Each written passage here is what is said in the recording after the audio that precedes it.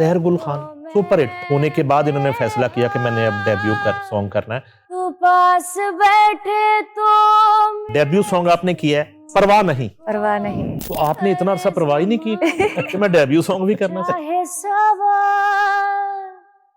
जब ये कंपोजिशन बना रही थी ये नहीं सोचा कि बग्गा, नवीद नशाद, अमरशद क्या सोचेंगे कि सहर गुल जो है हमारे लिए खतरा बन। इवन ये सब मुझे सजेस्ट करते हैं कि आप म्यूजिक मेकिंग की तरफ भी आओ और कंपोजिशन की तरफ भी आओ, स्पेशली बग्गा सर। मुझे इसकी आवाज़ जब मैंने सुनी सहर की तो मुझे लगा कि ये शायद उस कमी को पूरा कर सके जिसकी कमी का एहसास मुझे काफ़ी सालों से था कि हमारे पास कोई इतना सनद याफ्ता सिंगर वो नहीं था। नेहा काकड़ का कितना करीब था, इतना करीब था कि जो मेरी सांस थी ना गाने में, वो ये कहना था मैंने जो मेरी सांस जहाँ जहाँ मैंने ली हुई थी ना, तो लीव आप वो सेम वो ली, इतना ये करीब कमाल है था। इंडियंस का। ये जो पाकिस्तान आइडल है ये आइडियल नहीं है, ये आइडल है। आइडल का मतलब है पूजा जाने वाला बुत। तो बुत तो तोड़े थे उसकी फ्रेंचाइज को लेके, यहाँ पे जो लोग इसको कर रहे हैं आप समझते हैं कि वो मुसलमान हैं।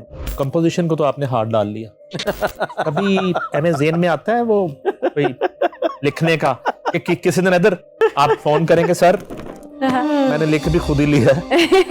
ड्रामा ओएसटीज में काफ़ी मेरा नाम अल्हम्दुलिल्लाह हुआ because of his lyrics, his songs, बोल कफारा, कैसी तेरी खुद गर्जी, यार तो यार, तकदीर and so many other songs. कि नुसरत फतेह अली खान साहब जो हैं जब से इस दुनिया से रुखसत हुए तब से लेके आज तक दुनिया के किसी भी चार्ट में, इवन वर्ल्ड रैंकिंग में भी वो कभी टॉप 10 से बाहर नहीं निकले। मैंने इंडिया पाकिस्तान में आपकी तरह इतनी सारी चीजों में उलझा हुआ शायर नहीं देखा। मेरा सवाल असल में ये है, आपको अगर वो एक ही जगह से सारी चीजें, आपको शोहरत, आपको नाम, पैसा, मकाम, हर चीज अगर आपको सिर्फ शायरी से मिल रही है, आप दूसरी चीज नहीं करने की कोशिश करते। अब बताऊंगी बोल कफारा आने वाला है मेरा। उसके बाद बोल कफारा आया। उसके बाद बोल कफारा। इस आर्टिस्ट को ऑडिशन में रिजेक्ट किया गया, आज उसकी कामयाबी जो है आप सबकी जजमेंट पे और उस आइडल की इंतजामिया को मुंह चढ़ा रही है। तुमसे दूरी ने किया है ये इशारा, क्या करूं। अस्सलाम वालेकुम नाजरीन, मैं हूं नईम हनीफ और आप देख रहे हैं coffee with RNN।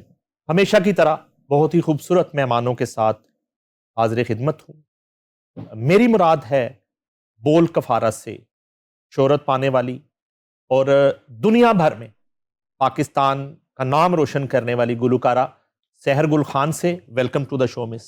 Thank you so much. अस्सलाम वालेकुम। और हमारे दूसरे गेस्ट हैं, किसी तारुफ के मोहताज नहीं है, लाजवाल गीतों के खालिक हैं, म्यूजिक प्रोड्यूसर हैं। मेरी मुराद है one and only Asim Raza से। Welcome to the show. जी अस्सलाम वालेकुम। वालेकुम सलाम। अच्छा हम इस आपसे शुरू करते हैं।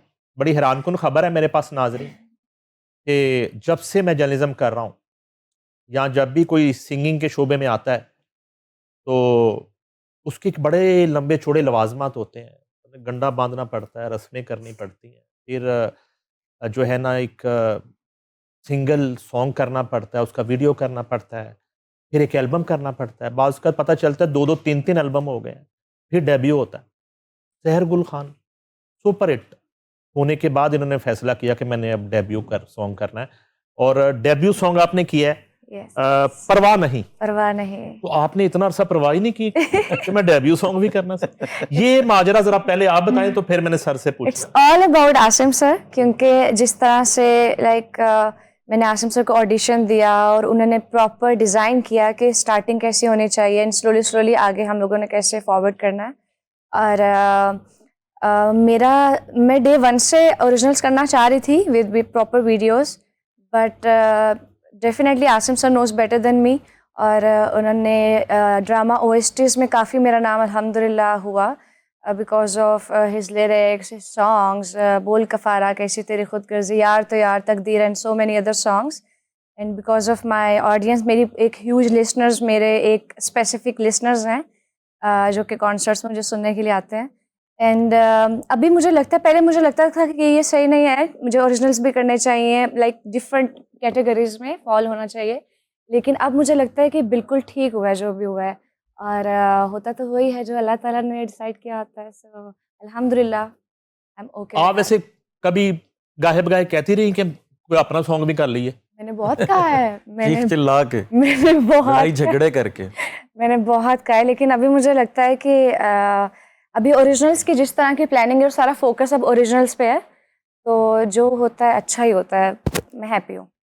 यानी कि सुपरस्टार सहर गुल खान से कोई सवाल करे कि आपके अपने कितने सॉन्ग है, तो फिर मेरा तो कोई भी नहीं। नहीं नहीं अच्छा, मेरे- अपने तो खैर सारे ही हैं, हाँ। 2 डजन अबव जो है वो सुपर डुपर हिट हैं, वो सारे अपने ही हैं, क्योंकि मोस्टली जो है वो 99% जो है वो गाने सारे के सारे सोलो हैं, और वो सब अपने हैं। लेकिन बेसिकली क्या है कि ये एक पॉलिसी, जब मैंने सहर को सुना तो मुझे लगा कि जिस तरह से हमने अपना जो स्टार्ट किया है, आपने भी, मैंने भी, और भी हमारे जो कलीग्स हैं इन जर्नलिज्म, इन मीडिया, तो हमने एक्चुअली बाकायदा तौर पर बहुत एक्टिवली जो है वो क्लासिक पर्सनालिटीज़ को बाकायदा देखा, उनको असिस्ट किया। तो हम कह सकते हैं कि हम ओल्ड स्कूल के यंग जनरेशन हैं। तो आपको याद होगा कि हमारे दौर में जो बेस्टेस्ट सिंगर्स होते थे वो सब प्लेबैक सिंगर्स थे। प्लेबैक सिंगर्स का जो मकाम था वो हमारे पॉपुलर सिंगर्स का नहीं था। और आज भी जवाद भाई भी उस दिन, बल्कि वो तो गाए बगाए इस चीज़ का एतराफ़ भी करते हैं कि यार असल सिंगर्स तो ये लोग हैं, जो परवेज़ मेहदी साहब हैं, नुसरत अली खान साहब हैं। तो मुझे इसकी आवाज़ जब मैंने सुनी सहर की, तो मुझे लगा कि ये शायद उस कमी को पूरा कर सके कि जिसकी कमी का एहसास मुझे काफ़ी सालों से था कि हमारे पास कोई प्रॉपर प्लेबैक सिंगर, प्रॉपर जो है वो जिसको आप कहते हैं ना सनद याफ्ता सिंगर, वो नहीं था, specially in the young generation. तो मैंने इसका स्टार्ट जो है, क्योंकि ओएसटीज़ की प्रोडक्शंस चल रही होती हैं और हमारे पास ले दे के वही होता है, जो भी कोई गाना हमें चैनल दे रहा होता है, बड़े बड़े चैनल्स आपने भी जो है वो हेड किए हैं, तो हर चैनल की यही डिमांड होती है ले दे के कि जी हमें जो है वो आबिदा परवीन जी की आवाज़ में दे दें गाना, राहत फ़तेह अली खान की आवाज़ में दे दें। और जब हम उनको कहते हैं कि जी कुछ यंग आवाज़ें हैं, बहुत खूबसूरत हैं, तो विद ऑल ड्यू रिस्पेक्ट वो कहते हैं नहीं नहीं, हमें जो है वो हमारी कास्ट इतनी बड़ी है, हम रिस्क नहीं ले सकते। और अगर वो इस चीज़ पे मान भी जाएं तो उनको ये होता है कि चलें ठीक है, हम तो आपका आर्टिस्ट प्रमोट कर रहे हैं। तो फिर वो आपकी बिजनेस डील नहीं रहती, फिर वो एक प्रमोशनल डील बन जाती है। तो खैर इस सारे द्वार से गुजरते हुए अल्हम्दुलिल्लाह के आज इस पॉइंट पे जो है ना, वो जो एक डिज़ाइनिंग मैंने सोची थी और जिसको लेके मैं चला था कि पहले जो है वो शहर इस मार्केट की ज़रूरत बनेगी, इसको लीड करेगी। आज अल्हम्दुलिल्लाह 2 जो फॉर्मेट होते हैं, एक डिजिटल का फॉर्मेट है, एक जो है वो हमारा ड्रामा इंडस्ट्री का फॉर्मेट है, प्लेबैक सिंगिंग का, और दूसरा स्टेज का फॉर्मेट है। दोनों में अल्हम्दुलिल्लाह she is the leading one. ये आइडिया जो है वो कैसे बना परवाह नहीं का, और इसकी कंपोजिशन, लिरिक्स, और फिर वीडियो प्रोडक्शन किस तरह हुई? परवाह नहीं जो है वो शुरू से ही मैंने हमेशा जो है ना वो, क्योंकि बेसिकली मैं एक सॉन्ग राइटर हूँ, एक लिरिसिस्ट हूँ, पोएट हूँ, तो by the soul I am writer. लेकिन ये है कि कॉम्पोजिशंस जो है वो सम टाइम आपको जब आमद होती है तो आवर्त के साथ आपको उसकी कॉम्पोजिशंस भी, जैसे बोल कफ़ारा जो है वो एक आफाकी कॉम्पोजिशन है, वो बिल्कुल अपने लफ्ज़ों के साथ उतरी। तो मैं हमेशा से सहर को इनकरेज करता था कि तुम जब भी कुछ भी प्रैक्टिस करती हो, तो बजाय मुरव्वज चीज़ों को प्रैक्टिस करने के कुछ नई चीज़ें सोचा करो तख्लीक के अमल में। तो और फिर इसने बहुत सारा असिस्ट भी किया है, बुल गफ़ारा में भी एज़ अ असिस्टेंट इसने साथ काम किया, और उसके अलावा बाकी भी जितने सॉन्ग्स थे उनके अंदर भी, इवन रिकॉर्डिंग्स पे सम टाइम मैं नहीं जा सकता था, तो शी वाज़ डूइंग दैट। तो उसके अंदर रह के इसको एक ऐसी जो है ना वो आमद आनी शुरू हो गई, उसके ऊपर इसने वर्कआउट किया। तो ये अल्हम्दुलिल्लाह इसकी 3rd कॉम्पोजिशन है। तो पहली 2 कॉम्पोजिशंस जो मुझे अच्छी लगीं, एक को मैंने कुछ ट्वीक किया, उसको रिकम्पोज़ भी किया, लेकिन एक एज़ इट इज़ इसकी कॉम्पोजिशन थी, तो वो ऑलरेडी ओएसटीज़ का हिस्सा बनी, सुपर डुपर हिट हैं, आज उनकी डिमांड ऑन स्टेज हो रही होती है।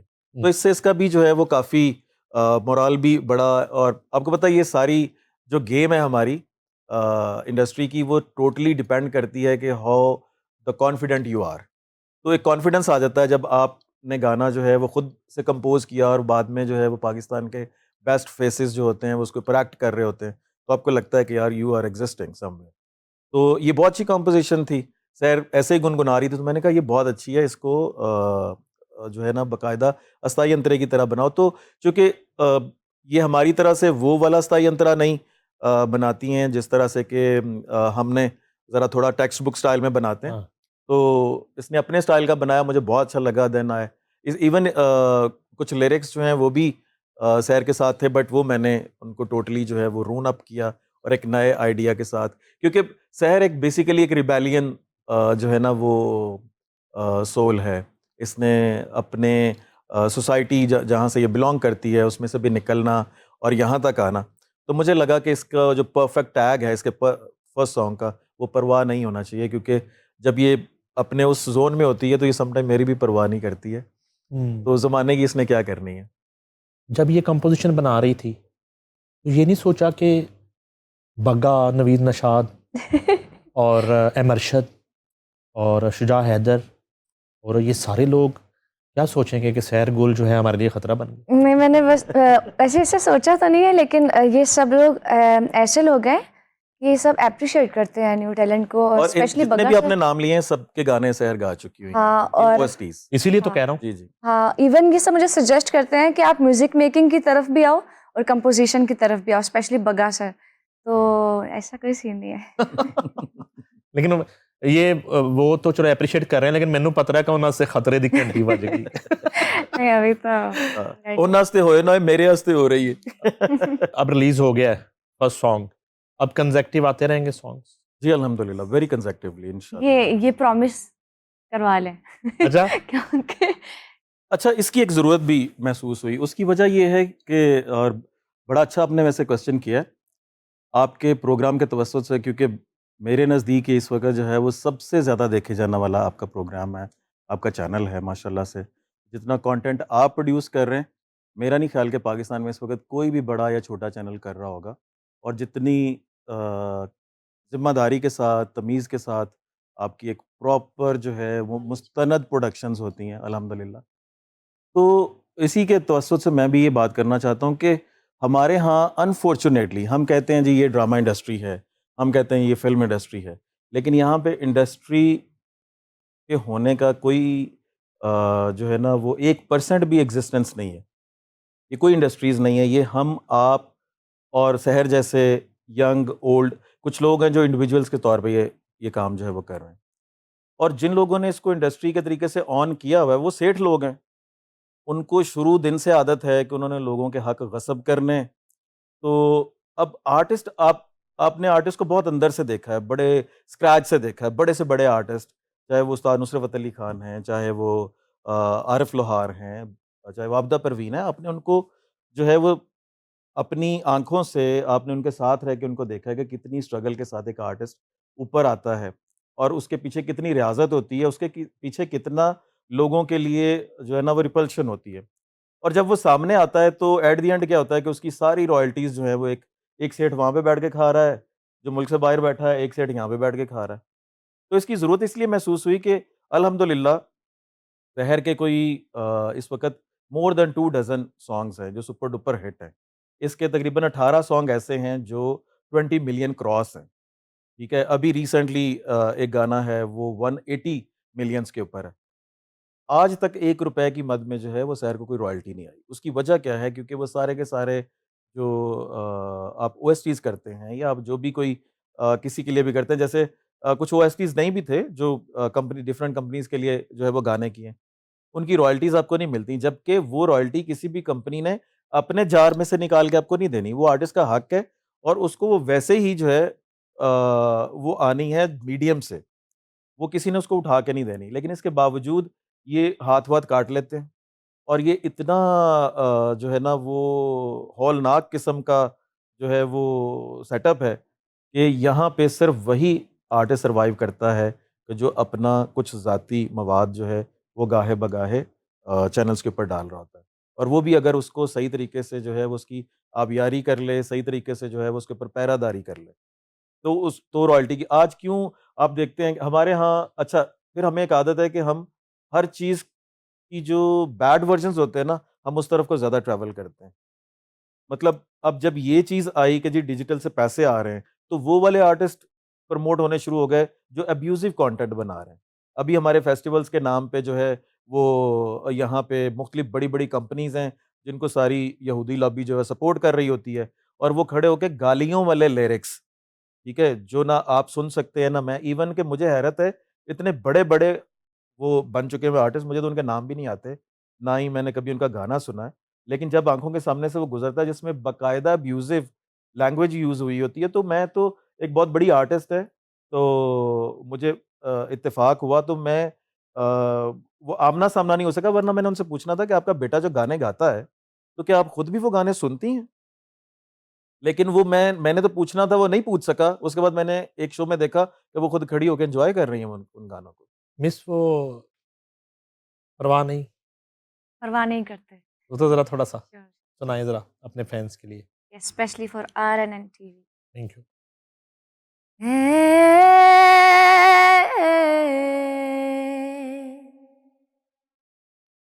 परवाह नहीं है दुनिया की जो तुम हो, मैं खुद को भी यूं ढूंढूं, तुझ में ही तो मैं गुम हूँ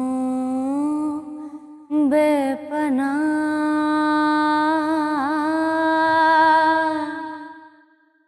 मैं तुझे चाहूं बेपनाह यारा, तुझको मैं मांगू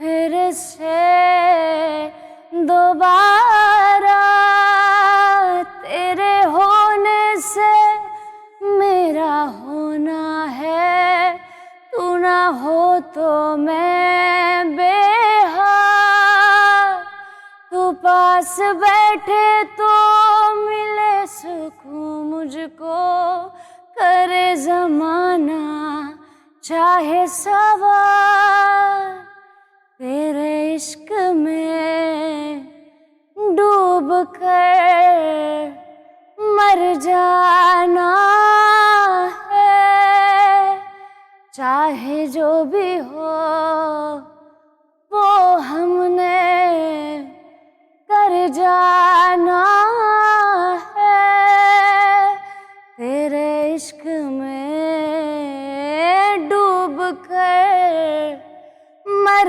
जाना है, तेरे लिए तो हमने जहाँ से गुजर जाना है।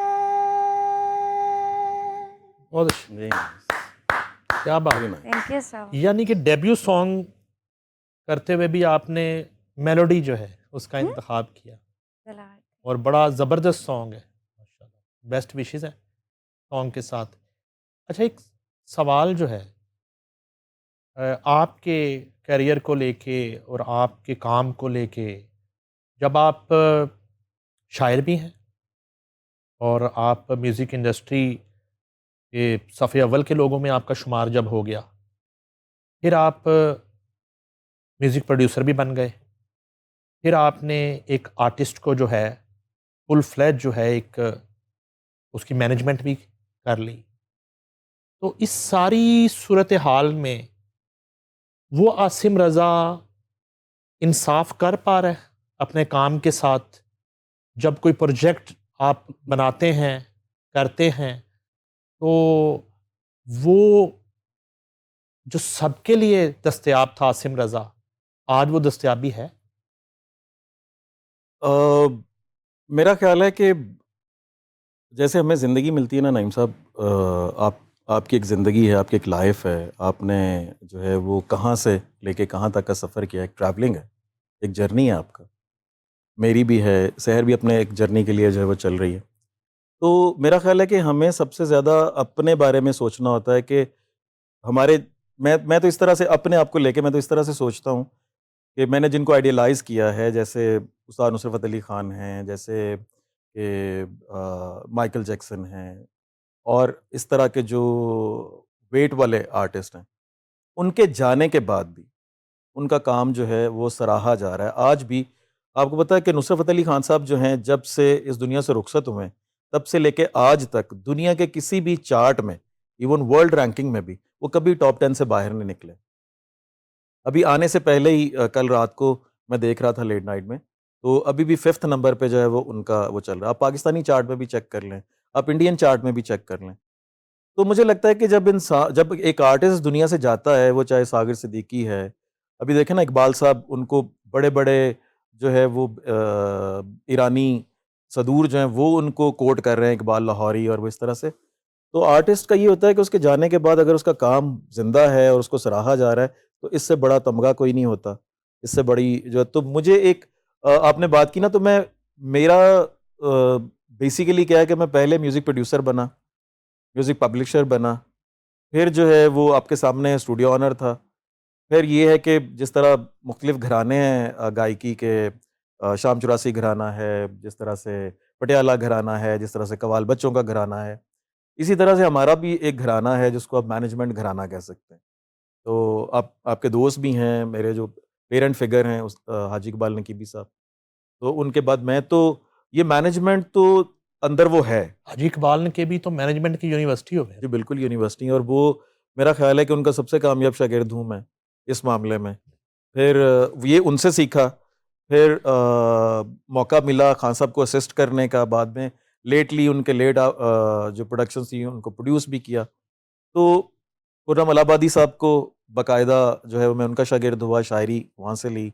फिर उसकी मज़ीद जो है वो जो बॉलीवुड का वो था, तो मैंने असिस्ट किया नुसरत अली खान साहब और जावेद अख्तर साहब, जब वो संगम हो रहा था, और जब वो और प्यार किया हो के और प्यार हो गया के गाने बन रहे थे, तो आई वाज देयर। तो ये सारी चीज़ें जो हैं वो डिफरेंट समझ लें कि मकातिब से मैंने वो इंडिया मिली। पाकिस्तान में आपकी तरह इतनी सारी चीजों में उलझा हुआ शायर नहीं देखा। मेरा सवाल असल में ये है, बहुत सारी, क्योंकि पोइट्री तो एक जो है वो तख्लीक का नाम है ना जी, वो तो सुकून चाहिए। क्रिएशन होनी है। उसके लिए तो एक मेंटली आपको बड़ा रिलैक्स और बड़ा, यानी कि मेरा दावा है गुलजार साहब से लेके और ख्वाजा परवेज तक, और ख्वाजा परवेज से लेके खलीलुर रहमान कमर तक, और अहमद अनीस तक, मैं जिन जिन लोगों के साथ मेरा वक्त गुजरा है, इतना उलझा हुआ शायर मैंने नहीं देखा डिफरेंट चीजों में। उलझा हुआ तो मैं हूँ। तो वो कैसे मैनेज होती हैं? असल तो बात ये अच्छा, है, इसके क्या जी जो मैं कह रहा हूं वहां चीजें कॉम्प्रोमाइज होती हैं? बिल्कुल होती हैं, और इस सवाल के दो जवाब हैं, दो डिफरेंट रुख हैं। एक तो ये कि आपकी बात को मैं मुसल्लम तरीके से उसका कायल हूँ, और दूसरा ये कि उसकी मैं थोड़ी सी जो है ना, वो मैं उसका दूसरा रुख ये बताऊंगा कि जैसे गुलजार साहब हैं, तो वो सिर्फ शायर नहीं हैं, उनकी किताबें हैं शायरी की, लेकिन उन्होंने नगमा निगारी को चूज़ किया, उन्होंने फ़िल्म प्रोड्यूस की, उन्होंने फ़िल्म डायरेक्ट की, और इसी तरह से जो आपने दूसरे साहब का भी ज़िक्र किया, तो कहीं न कहीं आपके अंदर थोड़ा-सा एक जो है ना वो बंजारापन होता है जिसमें आप दूसरी चीज़ों को करते हैं। लेकिन जो आपकी चीज़ को कबूल आपके सवाल को कबूल करते हुए जो मैं कह रहा हूँ ना, कि वो शायद अगर जो है वो आपकी, देखिए हम दुनिया में एग्ज़िस्ट करते हैं, दुनिया में एग्ज़िस्ट करने के लिए आपके अपने कुछ ज़िम्मेदारियाँ होती हैं, कुछ आपके शौक होते हैं। आपको अगर वो एक ही जगह से सारी चीज़ें, आपको शोहरत, आपको नाम, पैसा, मकाम, हर चीज़ अगर आपको सिर्फ़ शायरी से मिल रही है, आप दूसरी चीज़ नहीं करने की कोशिश करते। बट अगर आप एक ऐसी जगह पे एग्ज़िस्ट करते हैं कि जहाँ पे इंडस्ट्री सपोर्टिव नहीं है, इंडस्ट्री का नामो-निशान ही नहीं है, ठीक है? ख़ैर अल्लाह ना करे, मैंने तो कभी ये नहीं कहा कि फ़लाँ सपोर्ट या फ़लाँ सपोर्ट, अल्हम्दुलिल्लाह। तो लेकिन ये है कि मेरे नज़दीक मैंने एक सॉरी आपकी बात को आगे बढ़ाऊँगा। मैंने एक इंटरव्यू सुना, सलीम खान जो सलमान खान के वालिद हैं, और जो जावेद अख्तर साहब हैं। तो उन्होंने जब फ़िल्म लिखी शोले, तो उसके बाद उन्होंने फ़िल्म कामयाब हो गई, उन्होंने अपना रेट 2 लाख रुपए कर दिया। तो उसके बाद उनको 2 साल तक किसी ने फ़िल्म लिखने के लिए नहीं बुलाया। तो उसके बाद जो है वो एक बहुत बड़े वो थे फ़िल्म प्रोड्यूसर, उन्होंने उनको बुलाया और अब बुला के कहा कि यार आपने हमारे लिए फ़िल्म लिखी है। मैंने कहा जी फ़िल्म तो हम लिखेंगे, लेकिन हमारा रेट ही है। तो उन्होंने कहा कि 1 सेकंड यहीं पे रुकना। कॉल करके तो दूसरे ऑफ़िस से अपने पार्टनर को बुलाया, और जब वो पार्टनर अंदर आया, तो कहा कि यार इसको भी वही बात बताना जो तुम अभी मुझे बता रहे थे। हम्म। कि लोगों को यकीन नहीं आ रहा था। सो व्हेन मतलब I was nominated for Zee cine award, I was मतलब मेरे पहले ही 2 गाने, जिया धड़क धड़क से इंडस्ट्री को राहत फ़तेह अली खान मिले, मौला मेरे मौला से जो है वो रूप कुमार राठौर मिले। दोनों गाने आज भी, आज की जनरेशन में भी किसी से पूछें वो सबको वो गाने असबर याद हैं। लेकिन उसके बाद इस्तेसाल क्या हुआ, हम जिसको इंडस्ट्री कहते हैं, वहाँ पे भी 3 महीने के बाद जब उसकी रॉयल्टीज़ आना शुरू हुई, तो उन्होंने एक फेक नाम उन्होंने एक रखा हुआ है, सईद कादरी, जिसके ज़िम्मे उन्होंने आतिफ़ असलम के गाने भी, उनका राइटर भी वही बना दिया है। अगर आप जाएँ, वो लम्हे, आदत, सब के ऊपर उसी का नाम है। मेरे सब गानों के ऊपर भी उसी का, क्यों? क्योंकि वो करोड़ों रुपए की रॉयल्टीज़ है, वो उन्होंने अपने जेबों में भरनी होती है। तो जब ये सारी चीज़ें हुई, तो मुझे एहसास हो गया इन वेरी अर्ली एज कि this medium is not for myself, if I want to make my status in the society, तो ये इससे कुछ नहीं आने वाला। मैं किताब लिखूंगा, उसकी रॉयल्टी नहीं आएगी, मैं गाना लिखूंगा, उसकी नहीं आएगी। तो यही वो चीज़ें थी कि जिन्होंने मुझे पुश करते करते अपनी एक कंपनी, अपने आर्टिस्ट और अपनी जो है ना वो पहचान और अपना मकाम बनाने के लिए जो है वो डिफरेंट चीज़ें करने पे मजबूर। मैंने इसी पे वापस आना है कि वो जिया की जो धड़कन है, हार्ट बीट रुक क्यों गई है, उस पे मैंने वापस आना है। मिस, वो बड़ा ज़रूरी टॉपिक मेरे ज़हन में था। ये पिछले दिनों पंजाब ग्रुप ऑफ कॉलेजेस की जो सीरीज़ थी आपकी शोज़ की, अच्छा बज़ाहिर तो वो सुपर हिट शोज़ थे और इतने क्राउडेड शोज़ और इतने ज़िंदगी से भरपूर शोज़, और उसके साथ-साथ एक अजीब-सी ट्रोलिंग शुरू हो गई, कंट्रोवर्सी शुरू हो गई, और कि आप जो है ना वो डांस कर रही हैं ऊपर, और आप तो सिंगर हैं, आप डांस क्यों कर रही हैं? अगर पंजाब ग्रुप ऑफ कॉलेजेस ने डांस दिखाना है बच्चों को तो फिर किसी डांसर को बुलाएँ, टाइप चीज़ें शुरू हुई थी। फिर वो कुछ अरसे के बाद खामोश हो गई, दम तोड़ गईं। तो वो क्या था? और जब वो शुरू हुआ सारा वो कैंपेन, जिसको मैंने जब चेक किया तो वो एक पेड कैंपेन थी, तो वो पैसे दे के करवाई जा रही थी। तो वो आपको मेंटली डिस्टर्ब करने के लिए थी, आपको परेशान करने के लिए थी, और आपको नुकसान पहुंचाने के लिए थी। मुझे लगता है वो आपको रास आ गई। तो वो क्या हुआ था? मेरी फेस पे शुरू में क्या हुआ था? जब आ, ये शुरू हुआ था तो क्या था, फीलिंग क्या थी? अच्छा, जो ये जब कैंपेन स्टार्ट हुई थी तो कोई 40 शोज हो चुके थे, और जो 40 शोज गुजरे थे उसमें भी वही परफॉर्मेंस थी, वही अप्रिसिएशन मिल रही थी ऑडियंस की तरफ से। इवन जिस तरह लोग मुझे टैग कर रहे थे तो मैं तो आई वाज सो हैप्पी। और उसके बाद ये कुछ लाइक टैगिंग हुई थोड़ी नेगेटिव वे में, मीम्स वगैरह बनना स्टार्ट हुए, तो मुझे देख के थोड़ा सा फ़नी लगा था, क्योंकि वैसा कुछ भी नहीं था। क्योंकि जो लाइव ऑडियंस मेरी सुन रही थी, वो लोग वाओ कर रहे थे और क्लैपिंग जिस तरह मेरे लिए हो रही थी, और आई वाज़ इनफ। मतलब उसको चार्ली चैपलिन स्टाइल में ना डबल एक्स सो करके, डबल उसकी एक्स स्पीड करके तेज करके नीचे वो उस तरह, एक्चुअली उसकी एक रीज़न ये भी थी कि जिन दिनों में ये कैंपेन हो रही थी, उन दिनों में कहीं और ना कोई फेस्टिवल हो रहा था, ना कोई और शोज़ हो रहे थे। तो बाकी जितने भी शायद कॉम्पिटिटर या अपने आप को कॉम्पिटिटर समझने वाले जो बाकी लोग थे, वो घर बैठे हुए थे। Sir was the only person was going on stage and was doing a remarkable job. तो शायद उससे जो है वो किसी की एडिटेड थे वो? क्या कहते हैं उसको, पढ़े लिखे लोग आप जैसे, क्या उसको कहते हैं? इसको वो क्या वीडियोज़ थी? ओरिजिनल नहीं थी वो? नहीं, नहीं, वो थी उसको ओरिजिनल, लेकिन उनको स्पीड तेज़ करके, स्पीड तेज मतलब जिस करके। तरह से होता है ना कि हाँ, मिसाल के तौर पे जिसने वो वीडियो बनाई है, अगर उसके बाप के जनाजे को भी उतनी स्पीड में कर दिया जाए, हाँ। तो उसको देख के मेरी भी हँसी आएगी कि यार ये देखो। अरे जल्दी लेके जा। हाँ, हाँ। अच्छा। तो वो उस तरह का लगा के और नीचे, अच्छा फिर मज़े की बात ये कि कंपैरिज़न कर रहे हैं कि ये देखें हमारा पाकिस्तानी वर्ज़न सैर गुल खान, और ये देखें ओरिजिनल वर्ज़न कौन है? जैस्मिन सैंडलर्स। और उसकी क्या वीडियोज़ हैं कि वो अभी आप देखें, परसों जो हम देख रहे थे कि वो चलते हुए शो में वो नरगिस को कॉपी कर रही है। वो अपने ऊपर पानी डाल के पूरा जो है ना वो अपने आप को भिगो के और उसके साथ। तो हमें एक एक वैसे भी हमारी ये है कि हमारे दरमियान में से अगर कोई नईम हनीफ बन के तरक्की कर लेता है, और कोई साहिर अली बग्गा बन जाता है, कोई आसिम रज़ा बन जाता है, कोई सैर गुल खान बन जाता है, तो हमें एक जो है ना फ़ोबिया है। हमने खुद कुछ नहीं करना, हमने कहना वो नहीं ये तो ऐसा, हमें पता है ये कैसे बना। क्या हुआ था? नहीं, सुनो तो सही।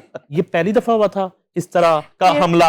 इस- और करती क्या थी कि जब वो सुबह उठती थी तो खुद फ़ोन देखती थी या इनको फ़ोन करके कहती थी, "ज़रा देखना कुछ कुछ और तो नहीं अच्छा, चल हमने रहा है?" आपस में बात भी नहीं की। एक हाँ एक मेरे हमारे ना जी, दोस्त हैं, बहुत बड़ा नाम है हाँ, मीडिया का, अच्छा, तो वो मेरी तरह वो आ गए पॉलिटिक्स में, ट्रेड यूनियन में आ गए, तो एक दौर में वो लीडर बन गए। तो लेकिन ये वाला उनका मामला बड़ा वीक था, तो वो ग्रुपों में ना उनके खिलाफ, चूंकि अब लीडर थे तो अब तनकीद होती थी, तो अक्सर सुबह मुझे फोन करना कि जरा ग्रुप चेक करी। खुद नहीं देखना। तो इस तरह का था। नहीं, लाइक जब मैं भी सोशल मीडिया पे जाती थी तो मुझे टैगिंग वो इतना ज्यादा वायरल जा रहा था कि आप किसी भी ऐप में जा रहे हो, टिकटॉक में जा रहे हो, वहां पे सहर गुल खान सहर गुल, मैंने कहा वाओ क्या प्रमोशन हो रही है मेरी। और मेरी आवाज लाइक सबको बाय फेस पता चल रहा है कि बोल कफारा जितने भी ड्रामा ओएसटीज हैं उसके पीछे पीछे सहर गुल खान है। तो मैं बहुत एंजॉय किया मैंने। अच्छा, और शहर का एक चीज का लैक था कि इसका गाना तो वो गाना है जो इंडिया पाकिस्तान में, मेरा नहीं ख्याल, मैं पूरे वसोक के साथ कह रहा हूँ, इतना, क्योंकि मैं समझता हूँ कि गाना वो हिट होता है जिसको दूसरे आर्टिस्ट गा रहे हैं। आपका गाना हिट है और सिर्फ आप ही गा रहे हैं, मैं उसको हिट नहीं समझता हूँ। शहर का गाना इस वक्त मेरा ख्याल है 2-2.5 लाख जो पाकिस्तान के अंदर कवाल है, उनकी कवाली कंप्लीट नहीं होती कि जब तक जो है वो बोल कफारा नहीं गाएंगे। इंडिया में इस लेवल पे हो रहा है कि नेहा काकड़ जैसे, जूबली नोटेला टाइप आर्टिस्ट हैं, बहुत बड़े बड़े उनके आर्टिस्ट हैं। फिर कोई फिर वो एक बहुत अच्छी आर्टिस्ट हैं अफसाना, उनकी मुझे कॉल भी आई, शाजिया मंजूर, और वो इकट्ठा शो कर रही थी स्टेट्स में। तो उन्होंने मुझे कॉल की कि भाई मैं आपका गाना जो है मैंने बड़ा पसंद है, तो मैं शो इधर तो ओपन करनी है, तो मैनू बड़ा अच्छा लगता है। मैंने कहा आप 100 बिस्मिल्लाह आप गाएं, आपका गाना है। तो ये एक तरफ जो है वो ये सारी चीज़ें चल रही थी, बट शहर का फेस उस तरह से रजिस्टर्ड नहीं था क्योंकि हमने कभी म्यूजिक वीडियोस किए नहीं थे। हम चूंकि शहर के गानों के ऊपर जो है वो दुर शवार आ रही है तो वो सुपर डुपर हिट हो गई, ठीक है, कैसी तेरी खुदगर्जी से ही वो हिट हुई। और फिर उसके अलावा और भी जो है वो, तो उन इवन जब बोल का फारा आया तो वो जो हीरोइन थी उसकी मासूमा, मोमना मोमना, इकबाल। मोमना इकबाल, तो लोग समझे कि ये इसका गाना है, तो वो भी काफी उससे फेमस हो गई।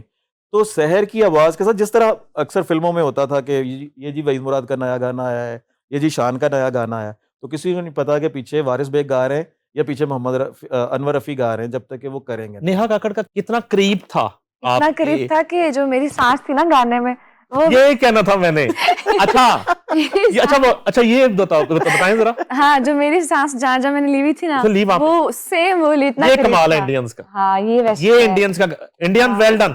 हाँ कॉपी करते हो तो पूरी करते हो, डबल थम्स पता अप। चलता है। सांस भी कॉपी करते हो। एक मिसाल याद दिलाता हूँ, बकरा किस्तों पर जी जी जी जी। बैन हो गया, तो फिर एक दौर ऐसा आया कि एक फिल्म में बकरा किस्तों पर का एक सीक्वेंस किया गया जो अमिताभ बच्चन साहब ने किया, जी बिल्कुल ऐसे ही। और उन्होंने उमर शरीफ वाला वहां पे एक्ट जी जी किया। बिल्कुल ऐसे तो बकरा किस्तों में एक जगह पे उन दिनों जब वो वीडियो बनी जिस दिन ड्रामे की, तो उमर भाई की उस दिन ना वो गला खराब था तो खांसी बार बार आ रही थी, तो एक जगह पे वो वीडियो में भी खांसी चली गई। अच्छा तो अमिताभ बच्चन साहब ने इतना इंसाफ किया, कि वो उमर भाई का सीक्वेंस, हाँ। कि वहां पे अमिताभ बच्चन ने खांसी कर दी फिल्म में। वही तो नेहा कक्कड़ ने सांस लिया वहां वहां। एग्जैक्टली। अच्छा, अच्छा लगा। लाइक मैंने उसको पॉजिटिवली लिया। और लाइक जब आपका सीनियर सिंगर है वो काफ़ी लाइक इतना सीनियर के ज़ाहिर है शहर ने अपने बचपन में जो है वो उसके हिट गाने सुनते हुए जब वो आए। लेकिन देखिए मैंने तो खैर उस बड़ा ही एक जो है ना वो अग्रेसिव सा एक ट्वीट किया था, वो आज भी मेरी पिन ट्वीट है, वो मेरी वॉल पे सबसे ऊपर पड़ा हुआ है, जिसमें मैंने कहा था कि अल्हम्दुलिल्लाह मैं भी उस लिस्ट में शामिल हो गया हूँ कि जिस लिस्ट के आर्टिस्टों को लोग कॉपी करते हैं और बड़े बड़े कॉपी करते हैं, जिनमें नेहा काकड़, जुबली नोटेला और वो क्या टी सीरीज टाइप के बड़े बड़े करैक्टर्स उसमें शामिल हैं, चाहे उन्होंने चोरी करके किया, तो उस पे अल्हम्दुलिल्लाह। लेकिन ये कल्प्रिटिज्म जो है वो बेसिकली तब आता है कि जब आप एक खराज तहसीन पेश करते हैं कि जी ये मैं मैडम नूरजहां का गाना गा रही हूँ, या मैं ये लता मंगेशकर साहिबा का गाना गा रही हूँ, या मैं नुसरत अली खान का गा रही हूँ, तो इससे किसी को कोई मौत वाक़या नहीं हो जाती कि कोई बड़ा आर्टिस्ट अगर किसी का छोटे आर्टिस्ट का या जूनियर आर्टिस्ट का अगर गाना कर रहा है, तो अगर वो उसमें कह दे कि ये मैं उसका गाना कवर कर रही हूँ, तो मुझे तो खैर ड्यू क्रेडिट्स जो थे वो दिए उन्होंने उस वक़्त। अभी तो मैंने कभी नहीं चेक किया कि उस पे है या नहीं। इस वाले इशू पे आखिर में जिन लोगों ने ये कैंपेन की और इतनी मेहनत की, फास्ट फॉरवर्ड परफॉर्मेंस को डांस में बदला, उनके लिए कुछ कहेंगी? उनके लिए यही कहूँगी कि guys do whatever you वांना do, be happy. और जिस चीज़ में लाइक किसी का मजाक वैसे भी नहीं बनाना चाहिए, आप सबको सबसे पहले तो बहुत गुनाह मिलेगा, और सेकंडली अगर आपको किसी का मजाक बनाने में खुशी मिल रही है तो फिर तो आप सब चेंज नहीं हो सकते। Carry on. हाँ, लेकिन मैं कहूँगा कि प्लीज़ आप वक्त निकालें और इस तरह की चीज़ें सैर के बारे में करें ताकि ये और ऊपर जाए। कैसा रहा टूर कनाडा का कनाडा का और बहुत सऊदी अरेबिया अमेजिंग, कैसा था? बहुत बहुत अच्छा। और कनाडा का तो हमेशा से ही अच्छा होता है क्योंकि वहाँ की अच्छा इंटरनेशनली जितने भी कंट्रीज हैं हम शोज़ करते हैं, यहाँ पे एक स्पेसिफिक ऑडियंस होती है ना कि लाइक पंजाबीज हैं तो पंजाबी गाने गाने हैं, पेशावर में शो हो रहा है तो पश्तो गानों पे ज़्यादा फोकस होता है। वहाँ पे डिफरेंट है, लाइक सराइकी भी हैं, वहाँ पे बलोची भी हैं और वहाँ पे लाइक जो जेन ज़ी जनरेशन है वो भी है, तो पाकिस्तान से मुझे बाहर ज़्यादा पाकिस्तानियत जो है ना, जी, वो आपको तो मुझे मिलती है। बहुत मज़ा आता है क्योंकि ऑन स्टेज मेरा जॉनर वो होता है कि मैं डिफरेंट हुँ। कैटेगरीज़ को मैं कवर अप करती हूँ। तो बहुत अच्छा एक्सपीरियंस। सर्दी कनाडा में बहुत ज़्यादा होती है, कनाडा में तो सर्दी ओए होए! हमारे वहाँ और पे हमने शूट आर्टिस्टों किया। को तो ज़्यादा लगती है। हाँ, आपको पता है मैंने वहाँ पे शूट किया तो मेरे हाँ। कान ना सुन्न हो गए थे और ऐसे मैंने हाथ लगाया वो फ़ील भी नहीं हो रहे थे। हुँ। हाँ, तो फिर मैं जाके हीटर अच्छा, ऑन किया गाड़ी लकीली में। और अनलकीली हम तब जाते हैं जब वहाँ पे हेल किस्म का जो है ना वो स्टॉर्म्स चल रहे होते हैं। हुँ। हमारा इस साल भी हम हमारे इस साल ऊपर नीचे 3 टूर थे। एक 14 दिसंबर था, फ़ेब। एक जन था और एक फ़ेब था, जो मैं आपसे वहाँ पे 5 स्टार जेल से आपको कॉलें कर रहा था हुँ। कि नहीं सब ये हो गया है, जो वॉर वाली कंडीशन नहीं थी। तो वो क्या वो फिर दिन काफ़ी मुश्किल लगे? अपनी मर्ज़ी से तो बंदा चाहे साल रह ले ऐसे मुल्क में, लेकिन अब वो कतर एयरवेज़ थी आपकी और बिल्कुल, फ्लाइटें कैंसल हो गई और कितने दिन आप फँसे रहे वहाँ पे? 13 दिन। लेकिन ये है कि वो वाक़ई ज़हर होते हैं, क्योंकि आप अपनी मर्ज़ी से नहीं ना रह रहे। हाँ। तो कॉन्सर्ट्स भी खत्म। उससे पहले जो है ना वो ये चल रहा था, वो तो ख़ैर रमज़ान था। हाँ, उससे पहले ये चल रहा था कि एक्टिविटीज़ चल रही थी। हर 2 घंटे बाद आपको कि जी आप यहाँ पे आ जाएँ, एक मीट एंड ग्रीट है, आप ट्रैवल कर लें। फिर आपको मज़ा भी आ रहा है, आप कभी कपड़े चेंज करके बाहर अपनी कोई पोस्ट बनाने के लिए चले जाते हैं और स्नोफॉल हो रही है, आप वो देख रहे हैं, सब कुछ अच्छा चल रहा है। एकदम आप फ्लाइट के लिए जाते हैं और आपको पता चलता है कि जी आपकी फ़्लाइट जो है वो कैंसल हो गई है और उसके बाद आप वापस हैं। और अच्छा, सबसे बड़ी प्रॉब्लम ये थी कि अगर हमें पता था कि हम 13 दिन के लिए स्टक हैं, तो हम कुछ प्लान कर लेते ना, कुछ शूट कर लेता है बंदा या कुछ भी, क्योंकि वहाँ पे सब नॉर्मल था। लेकिन हमें ये था कि अभी कोई 2 घंटे में कोई कॉल आ जाएगी, पैक करके रखा हुआ है, तो बस हल्की सी ज़िप खोलनी, अंदर से एक चीज़ निकालनी, उस टाइम पे पहनने के लिए, फिर वापस रख देना कि किसी भी टाइम पे कोई भी फ्लाइट मिल सकती है। बिकॉज़ कतर एयरवेज़ तो कैंसल हो चुकी थी, तो I was knocking every international airline like कि मुझे कोई जो है वो टर्की की मिल जाए, इस्तांबुल की फ़्लाइट मिल जाए, सऊदी एयरलाइन मिल जाए। तो फाइनली ख़ैर रेस्क्यू किया हमें हमारी पाकिस्तान इंटरनेशनल एयरलाइन ने और 4 गुना कीमत दे के पहुँचे। 4 गुना? हाँ, महँगी टिकट। मिल ही नहीं रही थी। वो भी मिली तो लगता है कि जैसे रेस्क्यू होते हैं आप। मिस मैंने पाकिस्तान आइडल का अभी डिस्कस करना है, अच्छा। अभी वाले का जो वेंटिलेटर पे है। मगर आप जो पहला पाकिस्तान आइडल था, हाँ, उसमें आपका ऑडिशन हुआ और आपको रिजेक्ट कर दिया गया था। पहले सिर्फ ये बताएँ, हाँ। बाकी कहानी मैं बाद में हाँ, सुनता मुझे हूँ। ये सच है? जी, जी, सच है। ये इस्लामाबाद में हुआ था? इस्लामाबाद में हुआ था, मेरे पापा के साथ गई थी, पापा लेकर गए थे। अच्छा, और पापा के सामने रिजेक्ट कर दिया? नहीं हाँ, पापा लाइक आर्टिस्ट को ही अंदर जाने देते हैं, हाँ। लेकिन मुझे सबसे जो बैड सीन था वो मेन जजेस के सामने ही नहीं किया। उससे पहले उन्होंने पता नहीं वो अननोन लोग थे, उन्होंने ऑडिशन दिया, मैंने उनको ऑडिशन दिया और उन्होंने मुझे लाइक रिजेक्ट कर दिया। मैंने कहा ओके, अब बताऊँगी बोल कफ़ारा आने वाला है मेरा। उसके बाद बोल कफारा आया। उसके बाद बोल कफ़ारा लो अपना बुशरा आपा, एक और केस आ गया। ਇਹ ਤੁਹਾਡੇ ਤੇ केस है लेकिन कि सबसे पाकिस्तान आइडल जिसकी आप जज थी और हदीका कियानी जज थी, अली अजमत जज थे, उसमें जिस आर्टिस्ट को ऑडिशन में रिजेक्ट किया गया, आज उसकी कामयाबी जो है आप सबकी जजमेंट पे और उस आइडल की इंतजामिया को मुंह चढ़ा रही है। बाइसे शर्म बात है, ये मेरी राय है। अच्छा, फिर क्या हुआ? फिर कुछ भी नहीं। अच्छा, मैं इसमें एक चीज़ ऐड करूँगा कि ये जो फाइनल जजेस थे, उनके सामने एक तो सहर खैर गई भी नहीं और दूसरा जो है ना वो अ, ये सीन कट होता है कि ये रिजेक्ट हुई हैं और उसके 3 साल के बाद एक मॉर्निंग शो हो रहा है ARY डिजिटल पे, जिसमें जो है ना वो बुशरा अंसारी बैठी हुई हैं। तो ओह उन्होंने कहा यस! कि आपको कोई आर्टिस्ट यंग लॉट में से भी पसंद है, क्योंकि आप सिर्फ अच्छे मुस्तनद सिंगरों को पसंद करते। तो उन्होंने कहा हाँ, मुझे 2 जो है ना वो फीमेल बहुत पसंद है, जो अभी नई बच्चियाँ आई हैं और उनमें से एक वो है जो जिसने बोल का फारा गाया। अब उन्हें तो नहीं पता मेन स्टोरी। नहीं पता? नहीं उनका आज नहीं। मैंने बता दी, मेरा अलग आज से बहुत आप- प्यार है। अच्छा है यस, माशाल्लाह वो मेरी फेवरेट है। माशाल्लाह। अपने काम में तो सबकी वो एक फेवरेट है, है हाँ, नो मगर डाउट। ये वाला ब्लंडर उनसे हो गया। अच्छा लेकिन हाँ। नईम साहब देखें, हम कुछ भी हैं, पाकिस्तानी हैं, और उससे भी पहले हम मुसलमान हैं अल्हम्दुलिल्लाह। तो हमें कोई भी ऐसी चीज़ जो है जो कि हमारे दीन के, जैसे अभी आप अब मेरे दुनिया जहान के लिरिक्स उठा लें, मैंने कभी जो है ना उसके अंदर ये नहीं लिखा होगा कि मैं किसी इंसान के बारे में, महबूब ही हो चाहे वो, मैं उसको कह रहा हूँ कि तेरे इश्क को सजदा कर दूँ या फला, क्योंकि सजदा जो है वो सिर्फ और सिर्फ जो है वो ज़ाते आपका खुदाबंदी। इशारा शिर्क की तरफ है कि शिर्क नहीं होना जी, चाहिए। शिर्क। तो ये जो पाकिस्तान आइडल है, ये मैं पहली दफ़ा ऑन स्क्रीन ये कह रहा हूँ हम्म। कि ये आइडल का मतलब क्या, मुझे बताएं। ये आइडियल नहीं है, ये आइडल है। आइडल का मतलब है पूजा जाने वाला बुत। तो बुत तो तोड़े थे, इस्लाम की इब्तिदा जो है वो बुत तोड़ने से हुई। तो ये आज एक ज्यूज आइडियोलॉजी को लेके, उसकी फ्रेंचाइज को लेके यहाँ पे जो लोग इसको कर रहे हैं, आप समझते हैं कि वो मुसलमान हैं। पाकिस्तान आइडल का मतलब क्या है कि आप एक ऐसा फिगर ला रहे हैं कि जिसको पूजा जाएगा। इसलिए बर्बाद हो रहा है, ये वेंटिलेटर पे चला गया। ये हमेशा बर्बाद होगा। अब इसका पिछला, इसके साथ जो जो जुड़ेगा, वो चाहे उसको पता है या नहीं है, वो उसके उसके जिम्मे में बर्बादी है, उसको हर्डल्स आएंगी। क्योंकि देखें, ना चाहते हुए भी आप कोई भी चीज करते हैं, आप उसकी रिसर्च करते हैं। जाहिर है। आप एक टाइटल को प्रमोट कर रहे हैं, ठीक है। मैं अगर ये माइक उठा रहा हूं और इसके ऊपर एक लोगो लगा हुआ है, मुझे इसका पता ही नहीं कि ये क्या है, तो ये मेरी जिम्मेदारी नहीं है।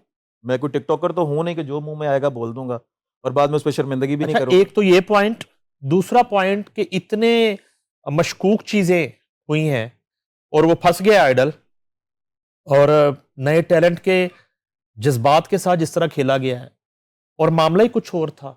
यानी कि जिनकी वो फ्रेंचाइज थी, जिन्होंने पाकिस्तान के राइट्स लिए, वो कंपनी का प्लान था कि ये मिड में इसको फारिग करना है, कंप्लीट करना ही नहीं है। वो एक लंबी कहानी है कि उससे उनको क्या फायदा था, जी ठीक है, और वो सारी गेम एक फाइनेंशियल प्लान ही था। जी सही है। और ये मैं कह सकता हूं कि जैसे आपने खुद ही कहा, उसमें जितने लोग इन्वॉल्व थे प्रोडक्शन में, जजमेंट में, ये सारे इस मामले में इनोसेंट थे, जितने भी ये तेज बनते हैं। यानी कि मैं रिपीट कर रहा हूं, चारों जजेस, मैं with all due respect, sorry मैं आपकी बात कर रहा हूं, विद ऑल ड्यू रिस्पेक्ट, ये इनोसेंट नहीं है। नहीं इस केस में। मैं इस केस में भी ये इनोसेंट नहीं है। ये बेसिकली इनकी गाफलाना जो है ना वो, और ये इनके ऊपर एक सवालिया निशान है कि इसका मतलब है कि ये बस अल्लाह आसरे ही चल रहे हैं।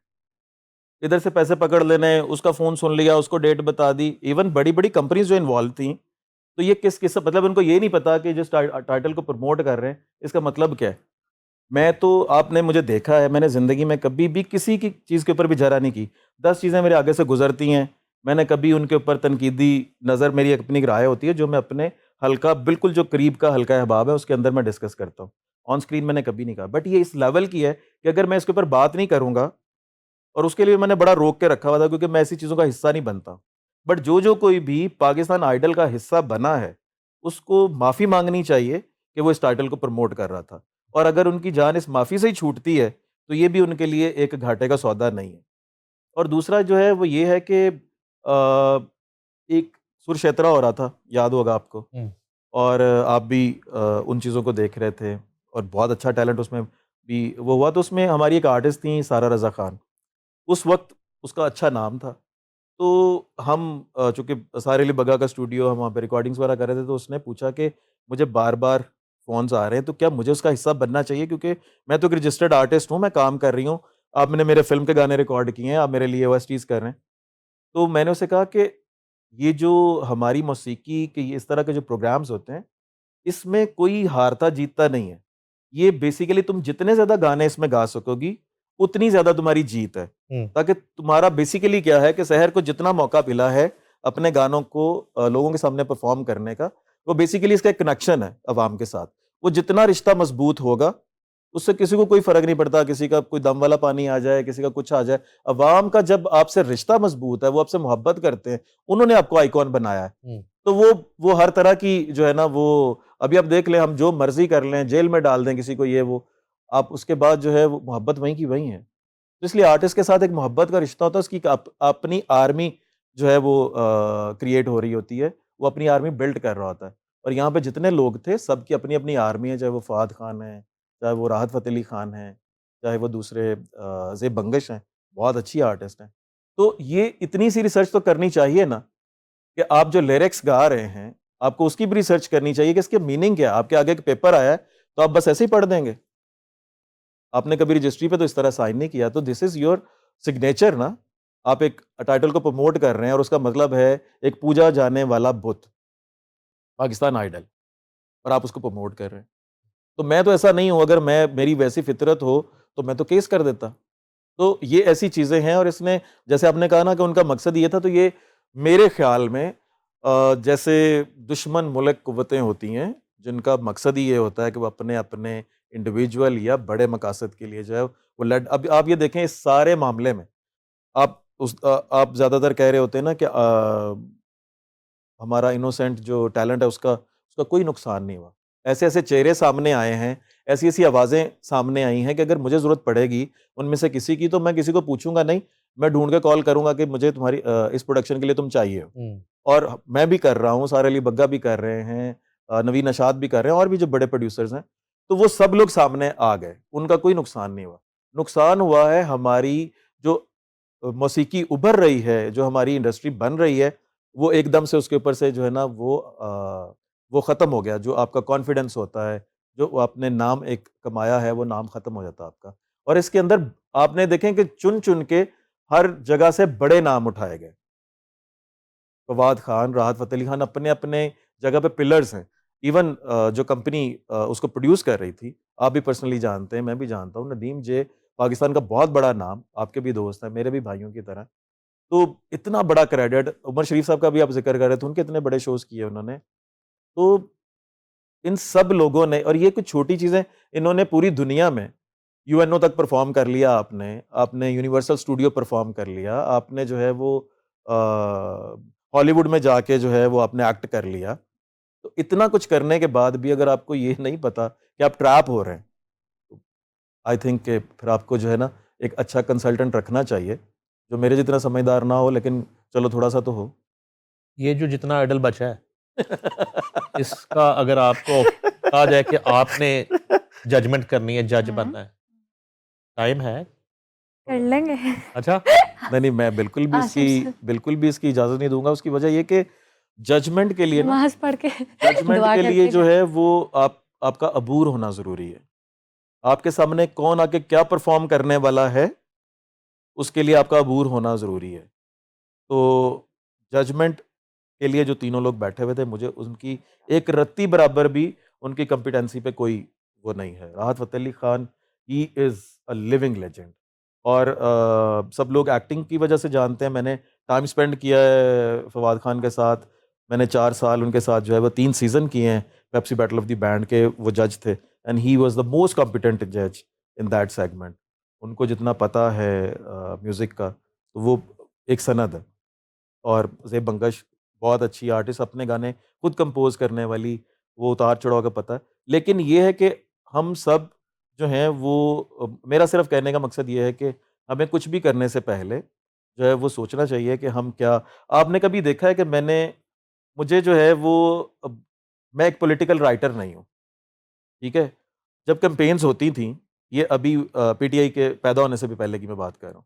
तो मेन स्ट्रीम जो 3 हमारी वो होती थी, नून पीपल्स लीग होती पार्टी, थी, पीपल्स पार्टी थी, नून लीग, और काफ लीग जो थी। काफ।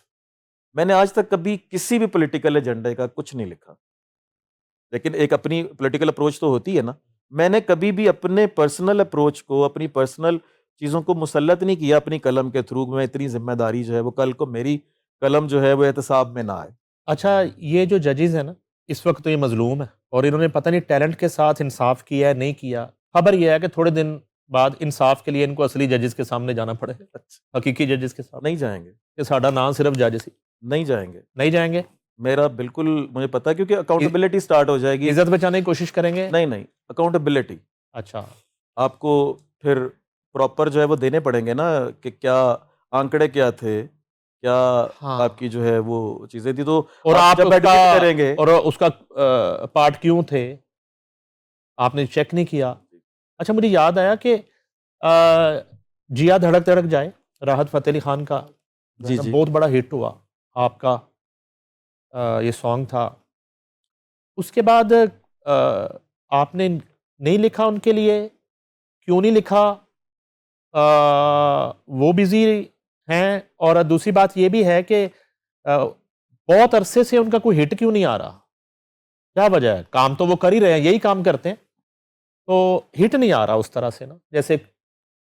अच्छा, मैं आपको एक एक एग्जांपल देता हूँ कि उस्ताद नुसरत फ़तेह अली खान का आप रिकॉर्ड उठा के देख लें, उनके एल्बम्स उठा के देख लें, आपको एक ही एल्बम में अगर 6 गाने हैं तो उसमें ख्वाजा परवेज़ साहब का नाम भी है, उसमें रफ़ीक पाशा का नाम भी है, उसमें अंकल सादिक, एसएम सादिक जो है उनका नाम भी है, उसमें जो है वो और बड़े-बड़े शायरों का नाम भी है। तो कतील शफ़ाई साहब का नाम है, उसमें नाज़ ख़यालवी साहब, गोरख धंधा जिन्होंने लिखा हुआ, पूर्णम अलाहाबादी साहब। तो उन्होंने कभी भी बायस होके ये नहीं देखा कि यार ये बंदा आके मेरी जी हज़ूरी कर रहा है, ये बंदा जो है वो मेरे लिए खाना बना के ला रहा है, तो मैं इसका कर लूँ। वो इस मामले में इतने, यही वजह है कि वो उस्ताद नुसरत फ़तेह अली खान थे। मैं आपको एक ऐसी बात बताऊँ जिस पे आज तक कभी किसी ने बात नहीं की। अच्छा, आजकल एक और रिवाज भी है, क्योंकि वो इस दुनिया से चले गए हैं, तो हर बंदा जो भी बैठा हुआ था, मैं आपके प्रोग्राम में देख रहा होता हूँ कि हर बंदा आके उनका या तो रिश्तेदार बन रहा है, या जो है ना वो ये कह रहा होता, मेरे साथ उन्होंने जब ये बात की ना, हम उनको कहते थे पाजी कहते होते थे। ये वो लोग हैं कि जिनका उनके गेट से कोई 300 किलोमीटर दूर तक का भी कोई वास्ता नहीं था। आपने देखा है अपनी आंखों से कि उनके करीब कौन लोग थे। आपको कभी ये सब लोग उनके करीब नजर आए जो आज इतने बड़े-बड़े आपके प्रोग्राम में बैठ के कर रहे होते हैं? आप सबसे ज़्यादा करीब थे। मोहसिन जाफ़िर सबसे ज़्यादा करीब थे। पिछले दिनों तो ना इसी में एक ले लें, अशफाक जी, अहमद साहब की जी, जी। मिसाल ना, वो फिज़ा अली के शो में ना एक डॉक्टर बैठते थे, मैं नाम ज़हन से निकल गया। वो हर रोज़ बैठ के ना, कि मैं गाड़ी चला रहा था, बाबा जी अशफाक अहमद बैठे थे, और उन्होंने पूछा कहाँ से गुजर रहे हैं, तो मैंने कहा अरफा करीम टावर से। हालांकि उस वक़्त उस अरफ़ा वक्त करीम था ही नहीं। वहां पे यूं करके गाड़ी रुकी, हिट हो गई, तो उन्होंने, मैं उतरने लगा, उन्होंने कहा नहीं बेटा, सबर का दामन हाथ से मत। वो रोज वाकया बाबा जी का सुनाते थे, और मैं चेक किया तो बाबा जी को वो कभी मिला भी नहीं हुआ था। हमें वो शक्लें याद हैं, इफ्तिखार इफ़ी उस दौर में, जाविया के दौर बिल्कुल ऐसे में, ही, बिल्कुल और ऐसे ही। ये लोग होते जी, थे। जी, बिल्कुल। तो नासिर बशीर टाइप मैं लोग। उनके घर एक दफ़ा गया हूँ, हाँ जी। इफ्तिखार रफ़ी साहब के साथ गया हूँ। तो कहने का मकसद है कि वो इस तरह एक एक बंदे के चले जाने के बाद उससे उस पे कोई वो भी आता चीज मंसूब, और इसी तरह खान साहब का है मामला, जी, जी, और जी, हम लोग सुनते रहते हैं यहीं बैठ के, लोग जी, जी। कहते हैं और वो कह रहे होते हैं। कि जी वो, मुझे तो उन्होंने कहा कि कौन से, आप मुझे ये बताएँ कि आप जब तक खान साहब ज़िंदा थे और आपने जर्नलिज़्म स्टार्ट किया, वेरी यंग एज, आप मुझे कोई ऐसा दिन बताएँ, चलें वो ऐसा दिन शायद हो, हफ्ते में 3 से 4 दिन ऐसे ज़रूर होते थे कि आप रात को एक दफ़ा चक्कर चाहे 5 मिनट के लिए आएँ, लगा के घर जाते थे। ऐसे ही है? ऐसे ही। आपने ऑफ़िस से निकलना है, कहीं से बीट करते हुए आना है, ऐसे ही मोहसिन जाफ़िर थे। ऐसे ही और उनका तो कोई दिन ही नहीं मिस होता था, तारिक सरवर मीर साहब का। हाँ, तारिक सरवर फिर मीर। अनीक नाजी के जो अंकल थे, जिनकी डेथ हो गई थी, हम्म। जर्नलिस्ट थे, वो तो चूंकि करीब ही रहते थे नेशनल ब्लॉक में शायद, तो वो उनका तो रोज का, तो ये वो लोग हैं जिन्होंने खान साहब के नजदीक बैठने वाले जो लोग थे, जिनको खान साहब भी अक्सर दिल करता यार था एक सेकंड, बुलाने। Sorry to interrupt. जी जी आप कितने नाम मुझे याद आना शुरू हो गए। ख्वाजा खालिद फरूक हैं, इसरार साहब हैं, जी जी मौलाना अजमल न्याजी का जी गालिबन जी, आप जिक्र कर रहे थे। बिल्कुल ठीक है। अजमल न्याजी साहब, फिर ख्वाजा खालिद लतीफ़ होते थे, एडिशनल आईजी थे। फिर उसके अलावा एक तंजीम भट्ट साहब होते थे जो सेक्रेटेरिएट में उसके बैंक के अच्छा, मैनेजर फिर थे। हसन निसार साहब का भी जिक्र। हसन निसार साहब, वो अच्छा, हसन निसार साहब और खान साहब का ताल्लुक तो थर्ड जनरेशन हो गई अपना, अगर ये आपस में मिलते तो। उनका तो फैसलाबाद से चूंकि दोनों का ताल्लुक है, और हाजी साहब के साथ अभी भी उनका बहुत ज़्यादा ताल्लुक है। आमने सामने घर थे, लसूड़ी शाह में, थोड़ा सा गेट का वो डिस्टेंस था। जरा वो कंप्लीट कर लेंगे, फिर राहत के साथ काम क्यों नहीं कर रहे? अच्छा, इसके भी दो ही जवाब है। एक तो ये है कि अभी रिसेंटली लास्ट ईयर मैंने राहत फ़तेह अली खान और सहर गुल खान का एक डुएट किया है, और वो डुएट जो है वो इस वक्त 200 मिलियन क्रॉस है यूट्यूब पे, और 500 मिलियन प्लस क्रॉस है ओवरऑल, और उस पे मुझे लक्स स्टाइल अवार्ड की नॉमिनेशन भी हुई। अब छोटी सी बात गुजरते हुए कि ये नॉमिनेशन जो है वो लेने के लिए मुझे कंपोज़र बनना पड़ा, क्योंकि इस तरह के जितने भी अवार्ड्स होते हैं उसमें ना ही राइटर का कोई अवार्ड होता है और ना ही लिरिसिस्ट का होता है, ये ऑन रिकॉर्ड है। तो एक तो ये है कि वो किया, लेकिन दूसरी तरफ ये है कि आप सही कह रहे हैं। असल में जिस जहाँ से मैंने बात शुरू की थी कि नुसरत फ़तेह अली खान साहब जो है ना वो बहुत ही ज़्यादा मुनसफ़ थे। उस दौर में जब किसी के पास मोबाइल नहीं होता था, उस दौर में कि जब किसी के पास घर पे फ़ोन भी नहीं होता था, मोहल्ले में एक फ़ोन लगता था जिस पे सारे मोहल्ले के फ़ोन आते थे। तो नुसरत फ़तेह अली खान साहब का एक पार्टी मेंबर जो है वो आ रहा है पाकपतन से, एक जो तबला नवाज थे उस्ताद दिलदार खान वो आ रहे हैं कसूर से, लाहौर से जा रहे हैं शायदरा से ये जो जैन सुहेब का वाला है इनके दादाजी अंकल रहमत, ठीक है। तो मुख्तलिफ जगहों से इन लोगों को हर दिन कैसे इकट्ठा किया जाता था, ये भी एक साइंस है। लेकिन क्यों इतनी मुश्किल में डाला हुआ था कि हर जगह का बेस्ट जो है वो नुसरत फ़तेह अली खान साहब को चाहिए था। तो इस वजह से उस्ताद Nusrat Fateh Ali Khan best lyrics, best जो है वो जो भी वक्त का अच्छा अरेंजर होता था, वो चाहे छक्कू लहरी है, वो चाहे एम अरशद साहब हैं, वो चाहे कोई भी है, उनको लेते थे। इवन कि वो नए लोगों को भी टेस्ट करते थे, और बहुत सारे नाम हैं, अगर मैं लूँगा तो लिस्ट नहीं ख़त्म होगी। तो नुसरत फ़तेह अली खान साहब ने बेस्ट्स के ऊपर काम किया। हमारे यहाँ भी क्या है कि जैसे वो है ना कि हर बंदा अपनी आधी ईंट की मस्जिद बनाने की कोशिश करता है। अभी और फिर ट्रेंड भी चल पड़ा है कि आपके पास हर चीज़ की जो है ना वो साइनिंग राइट होने चाहिए। आपका एक पेट सा लिखने वाला हो, पेट सा कंपोज़र हो, रोज़ आके आपके पास बैठा हुआ हो। तो इस तरह की चीज़ों में आके क्वालिटी शदीद कॉम्प्रोमाइज़ हुई, और यही वजह है कि आपकी ये जितने भी अभी आप नाम ले रहे हैं, आप सब की जो है ना, अगर मैं कामयाब रेशो बताऊं, अगर आपके 100 गाने आ रहे हैं और एक उसमें से सुपर हिट हो रहा है, तो आपकी रेशो क्या बनी? 1%। तो उससे बेहतर नहीं है कि मैं अल्हम्दुलिल्लाह करता हूँ काम, मैं मेरा नहीं ख्याल महीने में 1 या 2 गाने करता हूँ। सर मेरा सवाल जो है ना, आप घुमा रहे हैं, आप थोड़ी देर के लिए आप भूल जाएं कि आप आसिम रज़ा हैं।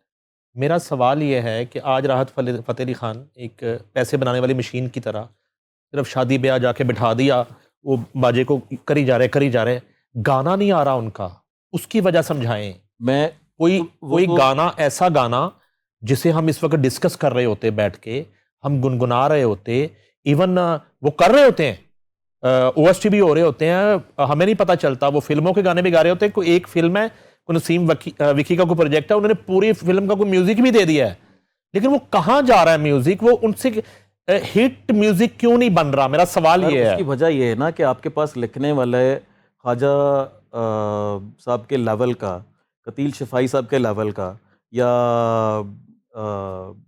जो है वो नाज ख्यालवी के लेवल का, वो कोई राइटर नहीं है आपके पास बनाने के लिए जो है वो उस लेवल के आज के दौर के। क्यों? क्योंकि अगर आपने उनको लेके आना है तो वो प्रोफेशनल तरीके से आएंगे। आपको भी अपनी एक पेट टीम चाहिए, बेस्ट अवेलेबल, एक कॉल पे जिंदा हो जाए, और जब आप चाहे वो अपने प्राण वापस कर दे। तो तब इसी तरह की कंडीशन में। अगर दूसरी जो चीज़ आप कह रहे हैं ना कि एक पैसा बनाने वाली मशीन और ये वो, तो नईम साहब, मैं बेसिकली इस चीज़ पे एक बात कहूँगा कि ये आपकी इन्वेस्टमेंट होती है। मैं चूँकि उस दौर का साथी हूँ, हमने इकट्ठे काम किया है, कि जिस वक्त जो है ना वो मशहूर नहीं थे। मतलब मैं आपको एक ऐसा एविडेंस बताता हूँ कि एक ही जगह पे परफॉर्मेंसेज हो रही थी। शफकत अमानत का सागर हिट था, 3.5 लाख रुपए की वो परफॉर्मेंस कर रहे थे, हम 50,000 रुपए में 20 लोगों को बिठा के परफॉर्मेंस कर रहे थे, और वो भी हमें बाद में 45,000 मिला, 5,000 भी नहीं मिला। तो लेकिन उस वक्त भी 1.5 लाख रुपया गाड़ी वाले समेत सब में राहत फ़तेह अली खान ने बांटे पैसे। ये नहीं कि मुझे कम मिले हैं या वो, तो वो एक इन्वेस्टमेंट है। आज अगर उसको मल्टीप्लाई करके वो कैश हो रही है ना, तो वही एक आर्मी है जो बिल्ट की है। लेकिन ये आर्मी आपका टाइम आपका साथ छोड़ देती है जब आप क्वालिटी पे कंप्रोमाइज़ करते हैं। दूसरी एक वजह ये भी है कि क्वांटिटी में, अब मैं अगर कहूँ कि यार मुझे एक गाना लिखने का 1 लाख रुपया मिल रहा है, तो मैं दिन के 2 गाने क्यों ना लिखूँ? आप मुझे ये बताएं कि अगर मैं 60 गाने लिखूंगा एक महीने में, उनमें से कुछ हिट होगा? मेरा किसी के अंदर अपना है ही नहीं, मेरी हड्डियों से, मेरे खून से कुछ गुजरा ही नहीं है होके, मेरी सोच के साथ कोई मुताबिकत ही नहीं रखता, और मैं सिर्फ उसको लिख रहा हूँ, तो वो कभी भी जब मेरे दिल से नहीं निकलेगा तो किसी के दिल तक पहुंचेगा कैसे? मिस, वो कंपोजिशन को तो आपने हाथ डाल लिया।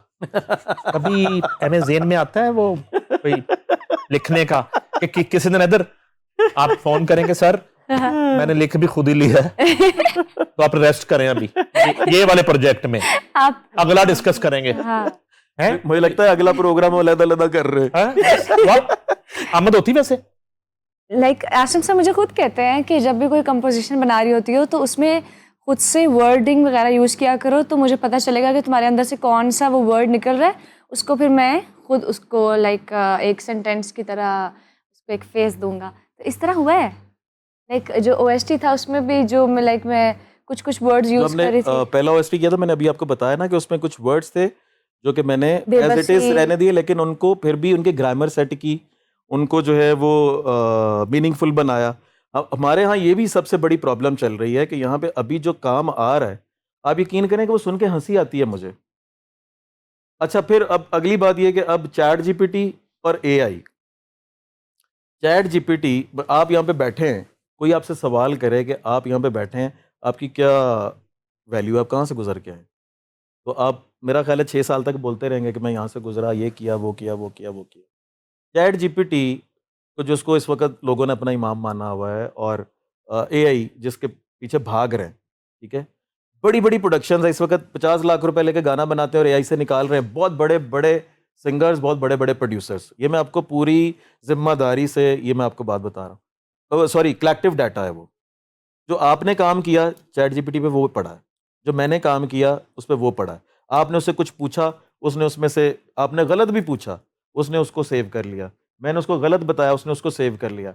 अब आदिल साहब या कोई शराज साहब उस पर जाके कुछ पूछ रहे तो हमारा गलत दिया हुआ सही दिया हुआ उसने गुड़मुड़ करके आपको दे देना है। अच्छा चलो वो सही भी दे दे तो वो एक किया हुआ काम जो है उसमें से निकाल के आपको दे रहा है। आपकी आने वाले वक्त की, जैसे बोल कफारा है, आप टाइप करें किसी भी मीडियम के ऊपर जाके बोल कफारा लिखें, दूसरा गाना नहीं निकलेगा। जिया धड़क धड़क लिखें, 3 लफ्ज हैं, नहीं निकलेगा। मौला मेरे मौला लिखें, दूसरा गाना नहीं निकलेगा। मौला का लफ्ज और मेरे लफ्ज हजारों नहीं करोड़ों दफा यूज हुआ हुआ है। सो ये आपके अंदर से निकली हुई जो चीज होती है ना, वो इकलौती होती है, उसका कोई नेमल बदल नहीं होता। उसके सामने अगर किसी को आना है तो उसको उतना मेहनत करके आना पड़ेगा। मिस सेंचुरी मुकम्मल की कर ली अब तो आपने अल्हम्दुलिल्लाह इस सीजन में सॉन्ग्स की, यार हम उसके लिए आपको बहुत बहुत मुबारकबाद। Thank you sir. और कौन सा नंबर होगा, कितनी तादाद होगी, एक क्या सोचा हुआ है, 110 होंगे, 115 होंगे या 120 पे पहुंच के शादी करनी है? ओए यानी कि वो नंबर क्या सोचा हुआ है? अब सेंचुरी तो हो गई है। पता नहीं। अच्छा सेंचुरी तो इस सीजन में जो ये जो 4-4.5 महीने का हमारा एक सीजन होता है म्यूजिक का, उसमें जो है वो शोज की वो हुई है, इंटरनेशनल और लोकल शोज जो थे इन 4.5-5 महीनों में वो 100 प्लस जो है वो शोज हुए। एक दिन में 3 शोज भी हुए, तो जिसमें काफी सारा कंट्रीब्यूशन जो है वो पीजीसी कैंपेन का है, 68 शोज थे वो। कुछ तो विशेष ये है बना। मेरी जी बताइए। घर वालों को भी लेकर, लाइक उनका ड्रीम हाउस बनाना है, जैसे मैंने लास्ट शो में भी आपके साथ शेयर किया था। वो तो हमने डिजाइन भी कर लिया। वो डिजाइन भी कर लिया था, हाँ। तो वो तो वो ड्रीम हाउस बनाऊंगी पहले। अच्छा। और बाकी जो उम्रा की और जो बहन की शादी, वो सारी चीजें वगैरह मेरी तरफ से अल्हम्दुलिल्लाह हो गई हैं, क्योंकि भाई है नहीं, तो अब शादी कर लूंगी तो फिर बहन बन जाऊंगी। वो सारा फोकस लाइक शादी डेफिनेटली करके लोग बीवी बनते हैं, मतलब तुम बहन बन जाओगी। घर वालों की। अच्छा, तो इसलिए अब वो विशेष पे अभी सारा फोकस वो विशेष पे अच्छा ही मैं एक होंगे। वैसे बड़ी रिजिड सी बात करने लगा हूँ। हमारा जो एक वो है ना सोसाइटी का क्राइटेरिया है हमारे यहाँ पे, कि जो फीमेल आर्टिस्ट है ना, वो जब शादी करती है वो फीमेल आर्टिस्ट नहीं रहती, वो एक बीवी बन जाती है। जब तक उसकी शादी नहीं होती उसको सपोर्ट करने के लिए उसका बाप खड़ा होता है जो बायस्ड नहीं होता, या उसका कोई मेंटोर खड़ा होता है जो बायस्ड नहीं होता। जब शौहर आता है ना तो फिर उसको बीवी बनना पड़ता है अपने गले का ढोल बजाने के लिए। बहुत रिजिड बात कर रहा हूँ बट इट्स वेरी ट्रू। उसकी ज़िंदगी के आधे से ज़्यादा फैसले उस शौहर ने करने, और वो हमेशा 100% गलत फैसले करते हैं। जिस वजह से आप देख लें कि शादियाँ क्यों टूटती हैं हमारी एक्ट्रेसेस की, हमारी, वो लोग बुरे नहीं होते ना, शौहर बुरे डरा रहे हैं।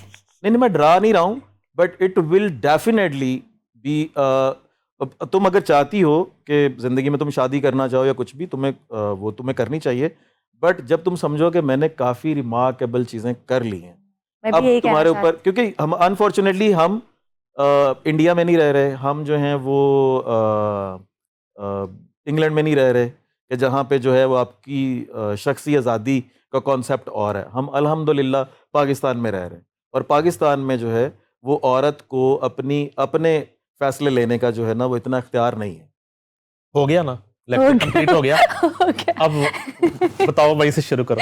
अच्छा, वो क्या आइडियल क्या है सोचा हुआ कि किस तरह का शख्स होना चाहिए, उसमें क्या क्या क्वालिटीज होनी चाहिए? मैंने प्रॉमिस बाय गॉड कभी भी नहीं ऐसा सोचा, बस अच्छा दिल, नहीं, अच्छे दिल का इंसान होना चाहिए। रिच होना चाहिए? नहीं, ये वो नहीं, रिच का भी लाइक इतना नहीं है कि नहीं नहीं, नॉर्मल कहोगे तो लाइन लग जानी सवेरे रिश्ते फाके थे बहुत, फिर उन्हें मार्केट नहीं, लाइक रिस्पेक्ट से बात, रिस्पेक्ट होनी चाहिए, लाइक फीमेल को किस तरह रिस्पेक्ट करते हैं, ना सिर्फ मेरे लिए बल्कि अपनी बहनों के लिए, माँ बाप के लिए, सबके लिए उसमें रिस्पेक्ट वाला इंसान होना चाहिए, और अच्छे दिल का इंसान होना चाहिए, एहसास होना चाहिए। और बाकी इतना लाइक इशू नहीं होता। रिच तो आप रिच होके भी आप नीचे आ सकते हो, और बहुत ज़्यादा गरीब होके भी आप मेहनत करके ऊपर जा सकते हो। तो रिच वाला कॉन्सेप्ट नहीं है माइंड में, लेकिन म्यूजिक का उसको समझ होनी चाहिए ना, म्यूजिक थोड़ा- लाइक सपोर्ट होनी चाहिए मेरे लिए। सम पे उसका सर हिलता हो टाइप।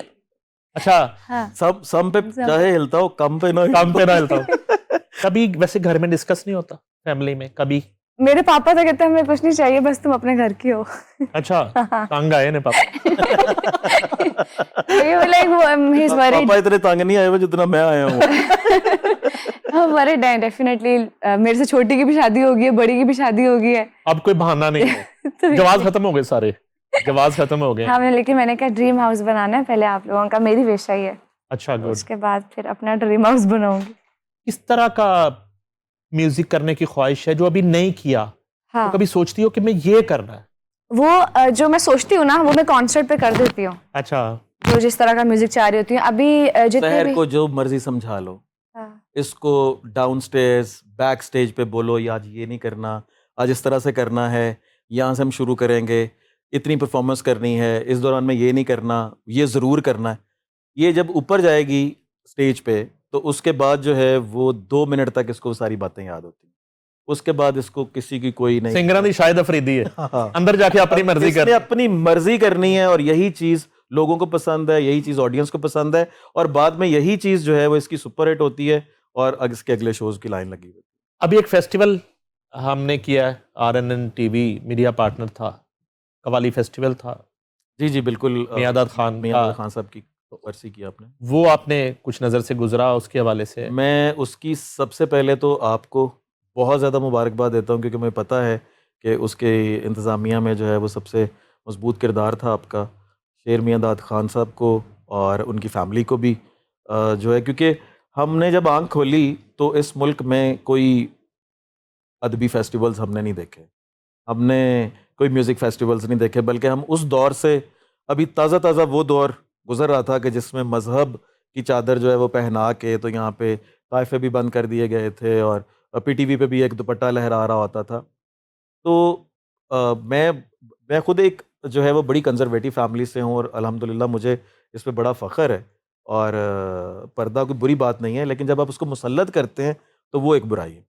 तो खैर उस दौर में सिर्फ एक ही फेस्टिवल होता था, और वो उस्ताद नुसरत फ़तेह अली खान करते थे, और जो कि उनके वालिद साहब और उनके ताया जी की बरसी होती थी। जिसे मैदान कहते थे, वही फैसलाबाद। मैदान होता था, फैसलाबाद में। एक बात ऐड कर लूँ यहाँ, जी जी ये जो अभी हालिया ये फेस्टिवल हुआ मियादाद खान, और इससे पहले याद सलामत हुआ 2 दिन का, इससे पहले जो आबाद लाहौर में अगर मैंने कोई इतना बड़ा इवेंट देखा तो वो हाजी इकबाल नकेबी ने उस्ताद नुसरत फ़तेह अली खान की बरसी अलहमरा हॉल 1 में जी की जी थी, बिल्कुल की थी, जो सुबह 4 बजे तक चली थी। बिल्कुल सही कह रहे हैं। मैं उनको असिस्ट कर रहा था, आप भी उसमें वो शामिल थे। ब्रेडफोर्ड से आए जी, थे बिल्कुल ये ऐसे। करने, और यहाँ और की करते सारी चले चीजें गए आप- थे। जी जी जी और हाजी इकबाल नकेबी जिसको भी फ़ोन करते थे ऐसे लगता था कि वो शख्स इंतज़ार कर रहा था इस कॉल का कि उन्हें बुलाएं नुसरत फ़तेह अली खान की याद मनाने के लिए। बिल्कुल सही कह रहे हैं।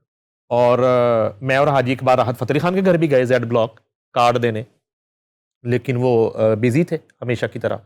तो सिर्फ वो नहीं आए जिनको ये काम करना था। उसके बाद अब मैंने ये रौनक देखी है। जी बिल्कुल, मैं वही कह रहा हूँ कि ये जिस तरह से अपनी जिम्मेदारी समझ के, और चूंकि मैं बच्चा था, थोड़ा पढ़ा लिखा भी था, तो शो से वापस आते थे। इवन मुझे अभी भी मेरे पास डायरी पड़ी हुई है जिसमें खान साहब का जापान के टूर का हिसाब मैंने किया हुआ है। तो कि मतलब इतने पैसे आए, इतना इस तरह से हुआ, ये वो। यूरोप से वापस आए हैं तो ये सारे शहरों के नाम अभी मैं जब जाता हूँ तो मेरी मेमोरी में इस तरह से हैं कि ये मैं पहले कागज़ों पे लिखता होता था कि अच्छा कैलगरी से इतने का शो हुआ था, टोरंटो से इतना। तो मेरी इनके साथ अंडरस्टैंडिंग है इन नामों के साथ। एक बड़ी अजीब सी बात आपसे पूछनी है क्लियर करने के लिए, क्योंकि मैंने 2-3 बड़ी नेगेटिव सी चीज़ें पिछले दिनों गुजरी। एक आध शख्स ने यहाँ बैठ के भी कोई इस तरह की बात कर दी।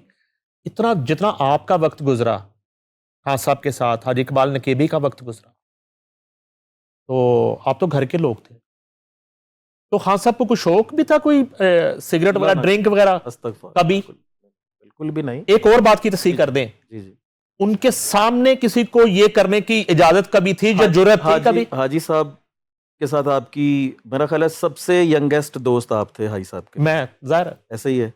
और आपसे काफ़ी ज़्यादा एजड थे तार सरवर मीर साहब भी और दूसरे अहबाब भी। तो मतलब एक माहौल होता था जब हाजी इकबाल नकीबी होस्ट कर रहे हैं, घर पे इकबाल टाउन में हैं या इधर स्टूडियो सब लोग बैठे हुए हैं, तो एक माहौल होता था दोस्ताना सा, खाने आ रहे हैं और सब हर चीज़ चल रही है। जैसे ही खान साहब की एंट्री आती थी बाहर, तो हाजी साहब जो है ना, वो जिस तरह के भी मूड में होते थे, वो सारी चीज़ें जो हैं समेट दी जाती यही तो मैं कह रहा हूँ। और वो सब कुछ, और सब बिल्कुल इस तरह से जो है वो बैठ जाते थे कि मेरा नहीं ख्याल मैंने इस तरह का जो है वो बड़े बड़े मौलवियों का भी जो है ना वो नहीं करते हुए देखा। यानी खान साहब की तरफ से तो इजाजत ही नहीं थी जी जी कि उनके ऑफिस में, उनके घर पे सवाल ही पैदा नहीं होता, कभी बैक स्टेज, सवाल ही पैदा कभी नहीं कोई ये ममनुआ अशिया इस्तेमाल कर रहा होता, हो। सवाल ही पैदा नहीं होता, सवाल ही पैदा नहीं होता। और जो ये सबसे बड़ी दलील है, अगर कोई ये कहता है ना, तो इसका मतलब है कि उसका दूर दूर से ताल्लुक ही नहीं था, उसका वास्ता ही नहीं है, उसको नसीब ही नहीं हुई वो मुलाकातें और वो कुर्बत। वो मैंने बात आखिर में करनी है फिल्म फंड्स की। मरियम नवाज शरीफ को देखती हैं कभी? अभी उनका लाइक हम लोगों ने एक शो किया था लाहौर में, हुआ था पिंक क्या था, pink games. Pink pink Games games का इफ्तिताह जो है उसमें सिर्फ 2 आर्टिस्ट थे हाँ। जो कि उन्होंने सिलेक्ट किए थे, एक आरिफ लोहार साहब थे और एक सहर गुल थी। बस मुलाकात हुई सीएम से? मुलाकात नहीं हुई, वो आई थिंक मुलाकात नहीं, लेकिन आधा घंटा बैठ के उन्होंने जो है ना वो Like, सामने बैठ के वो सुना और कौन माइक सा पे गाना सुनाया माइक था? पे बात मरियम हुई। नवाज को जरा बताइए। मैंने अपने ज्यादा गाए थे क्योंकि जो कौन- सारी ऑडियंस थे ना, मैंने लाइक बोल कफारा, कैसी तेरी खुदगर्जी, तकदीर, मेरे जितने ओएसटीज हैं वो सारी फीमेल थी, तो वो मेरे से ज्यादा लाउड सिंग कर रही थी। और फुल ऑफ स्टेडियम था सारा। हाँ।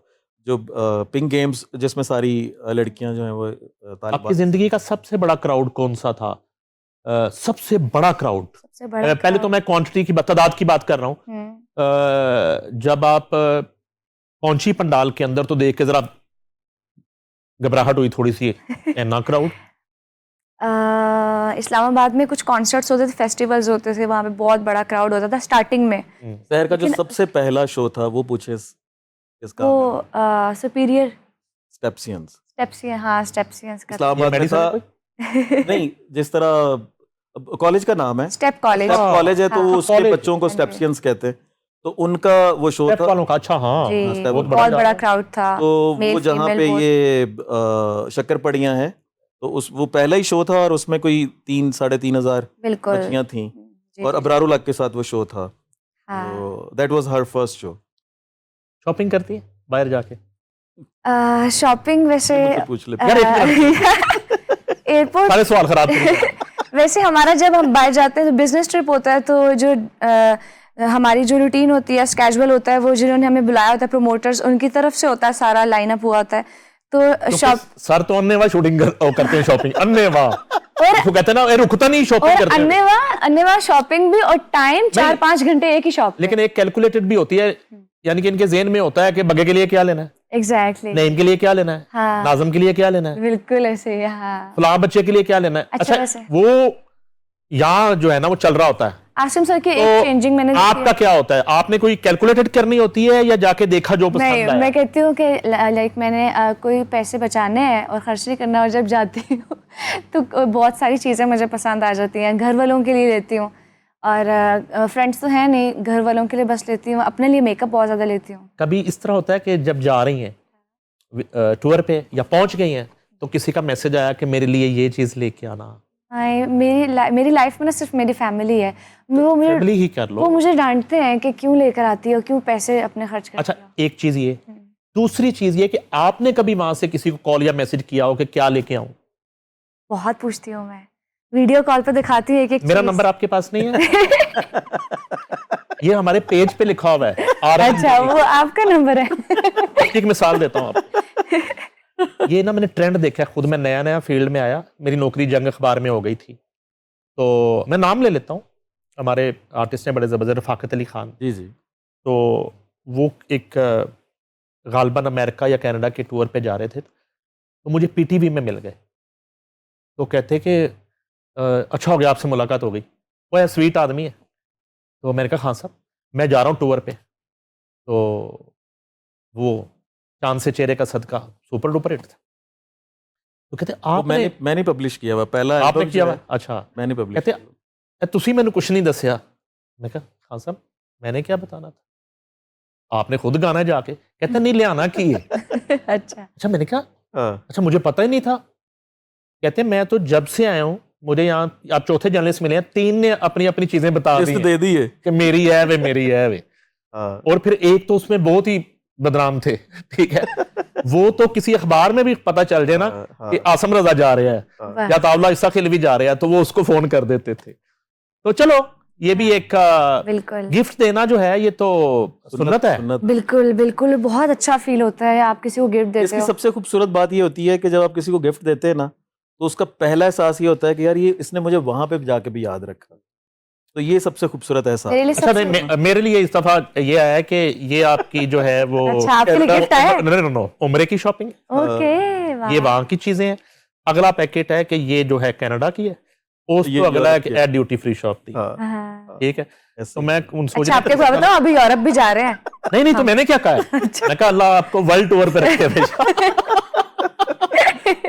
यही बनता था। कंट्रियां बढ़ जाने जरा। Exactly. अल्लाह तंदुरुस्ती इज्जत दे। मरियम नवाज शरीफ फिल्म फंड दिया है, पाकिस्तान की हिस्ट्री में पहली दफा किसी सूबे ने या किसी भी हुकूमत ने बाकायदा 3-3 करोड़ रुपया दिया है फिल्म बनाने के लिए।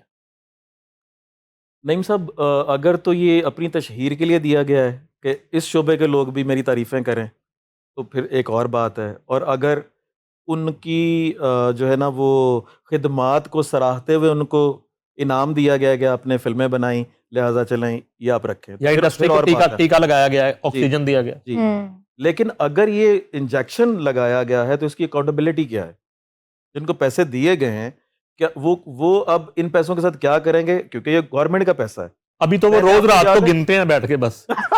अभी तो अभी कुछ मैंने नहीं कर आपको याद होगा जब आप ये इतला आई कि जी इनको 3-3 करोड़ रुपए मिला, तो मैंने सबसे पहले आपसे पूछा कि मैंने नाम लिया कामरान नशारी साहब का, मैंने कहा कि अभी रीसेंट सबसे बड़ी फिल्म उन्होंने बनाई, तो आपने कहा उन्होंने अपना नाम डाला ही नहीं था। हाँ नहीं नहीं, उन्होंने अप्लाई तो नहीं किया। क्यों नहीं डाला? बिलाल अशारी ने अपना नाम क्यों नहीं डाला?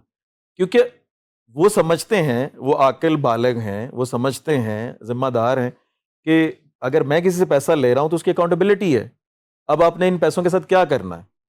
क्या आप इसके साथ उन्हीं लोगों को लेके फिल्म बना रहे हैं? पैसा सिर्फ आपका तो नहीं, आपने फिल्म अकेले तो नहीं, ना आप उसमें हीरो थे, ना आप उसके कैमरामैन थे, ना आप उसके डायरेक्टर थे, ना आप उसके राइटर थे। तो क्या आप उन सब लोगों को जो आपकी टीम का हिस्सा थे, उनमें से एटलीस्ट 30% लोगों को वापस लेके आ रहे हैं और उन तक ये रिस्क पहुंच रहा है? तो अगर तो ये इंडस्ट्री को उठाने के लिए किया गया है तो उसकी अकाउंटेबिलिटी होनी चाहिए। और अगर इनको सराहा गया है कि आपने बहुत अच्छा काम किया, तो फिर ये इन्हें या उसको जो मर्जी करें। मिस, वो जो है ना घुमाना नहीं है ठीक है, सवाल को। ठीक है। आप हीरोइन है, अच्छा, फिल्म तैयार है, ठीक है। हीरो कास्ट करना। आपको मिला 3 करोड़? जी जी, मुझे मिला 3 करोड़ व्यूज।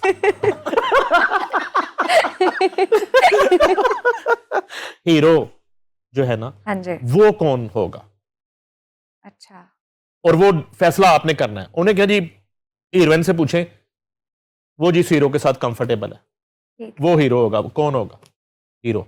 मुझे ऑप्शंस दे दे, उनमें से बताती हूँ मैं। थोड़ा सा अच्छा, हाँ, मुझे करोड़पति इनका- वाला कर लें। मुझे वो एक मैंने ही उस ड्रामे का सॉन्ग सिंग किया है, दोबारा ड्रामे का नेम था और गाना भी, और उसमें एक पठान एक्टर है बिलाल बिलाल खान।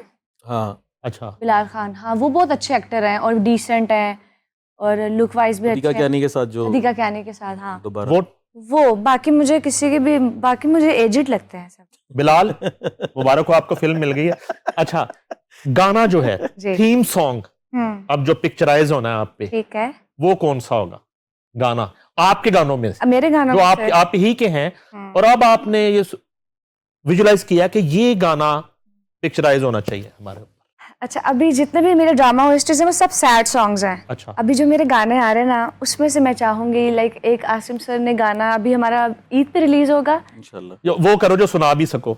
अच्छा, वो सुना सकते? हाँ वो वैसे अभी रिवील नहीं हो हाँ, इसीलिए सकता। कह रहा हूँ। हाँ। दोबारा हो सकता है, इसीलिए कह रहा हूँ। हाँ, दोबारा हो सकता है क्योंकि हीरो भी वही है। हीरो भी वही है तो गाना भी वही रखते हैं। वो गाना है भी सैड नहीं है, थोड़ा हैपनिंग वाला वो है। क्या है?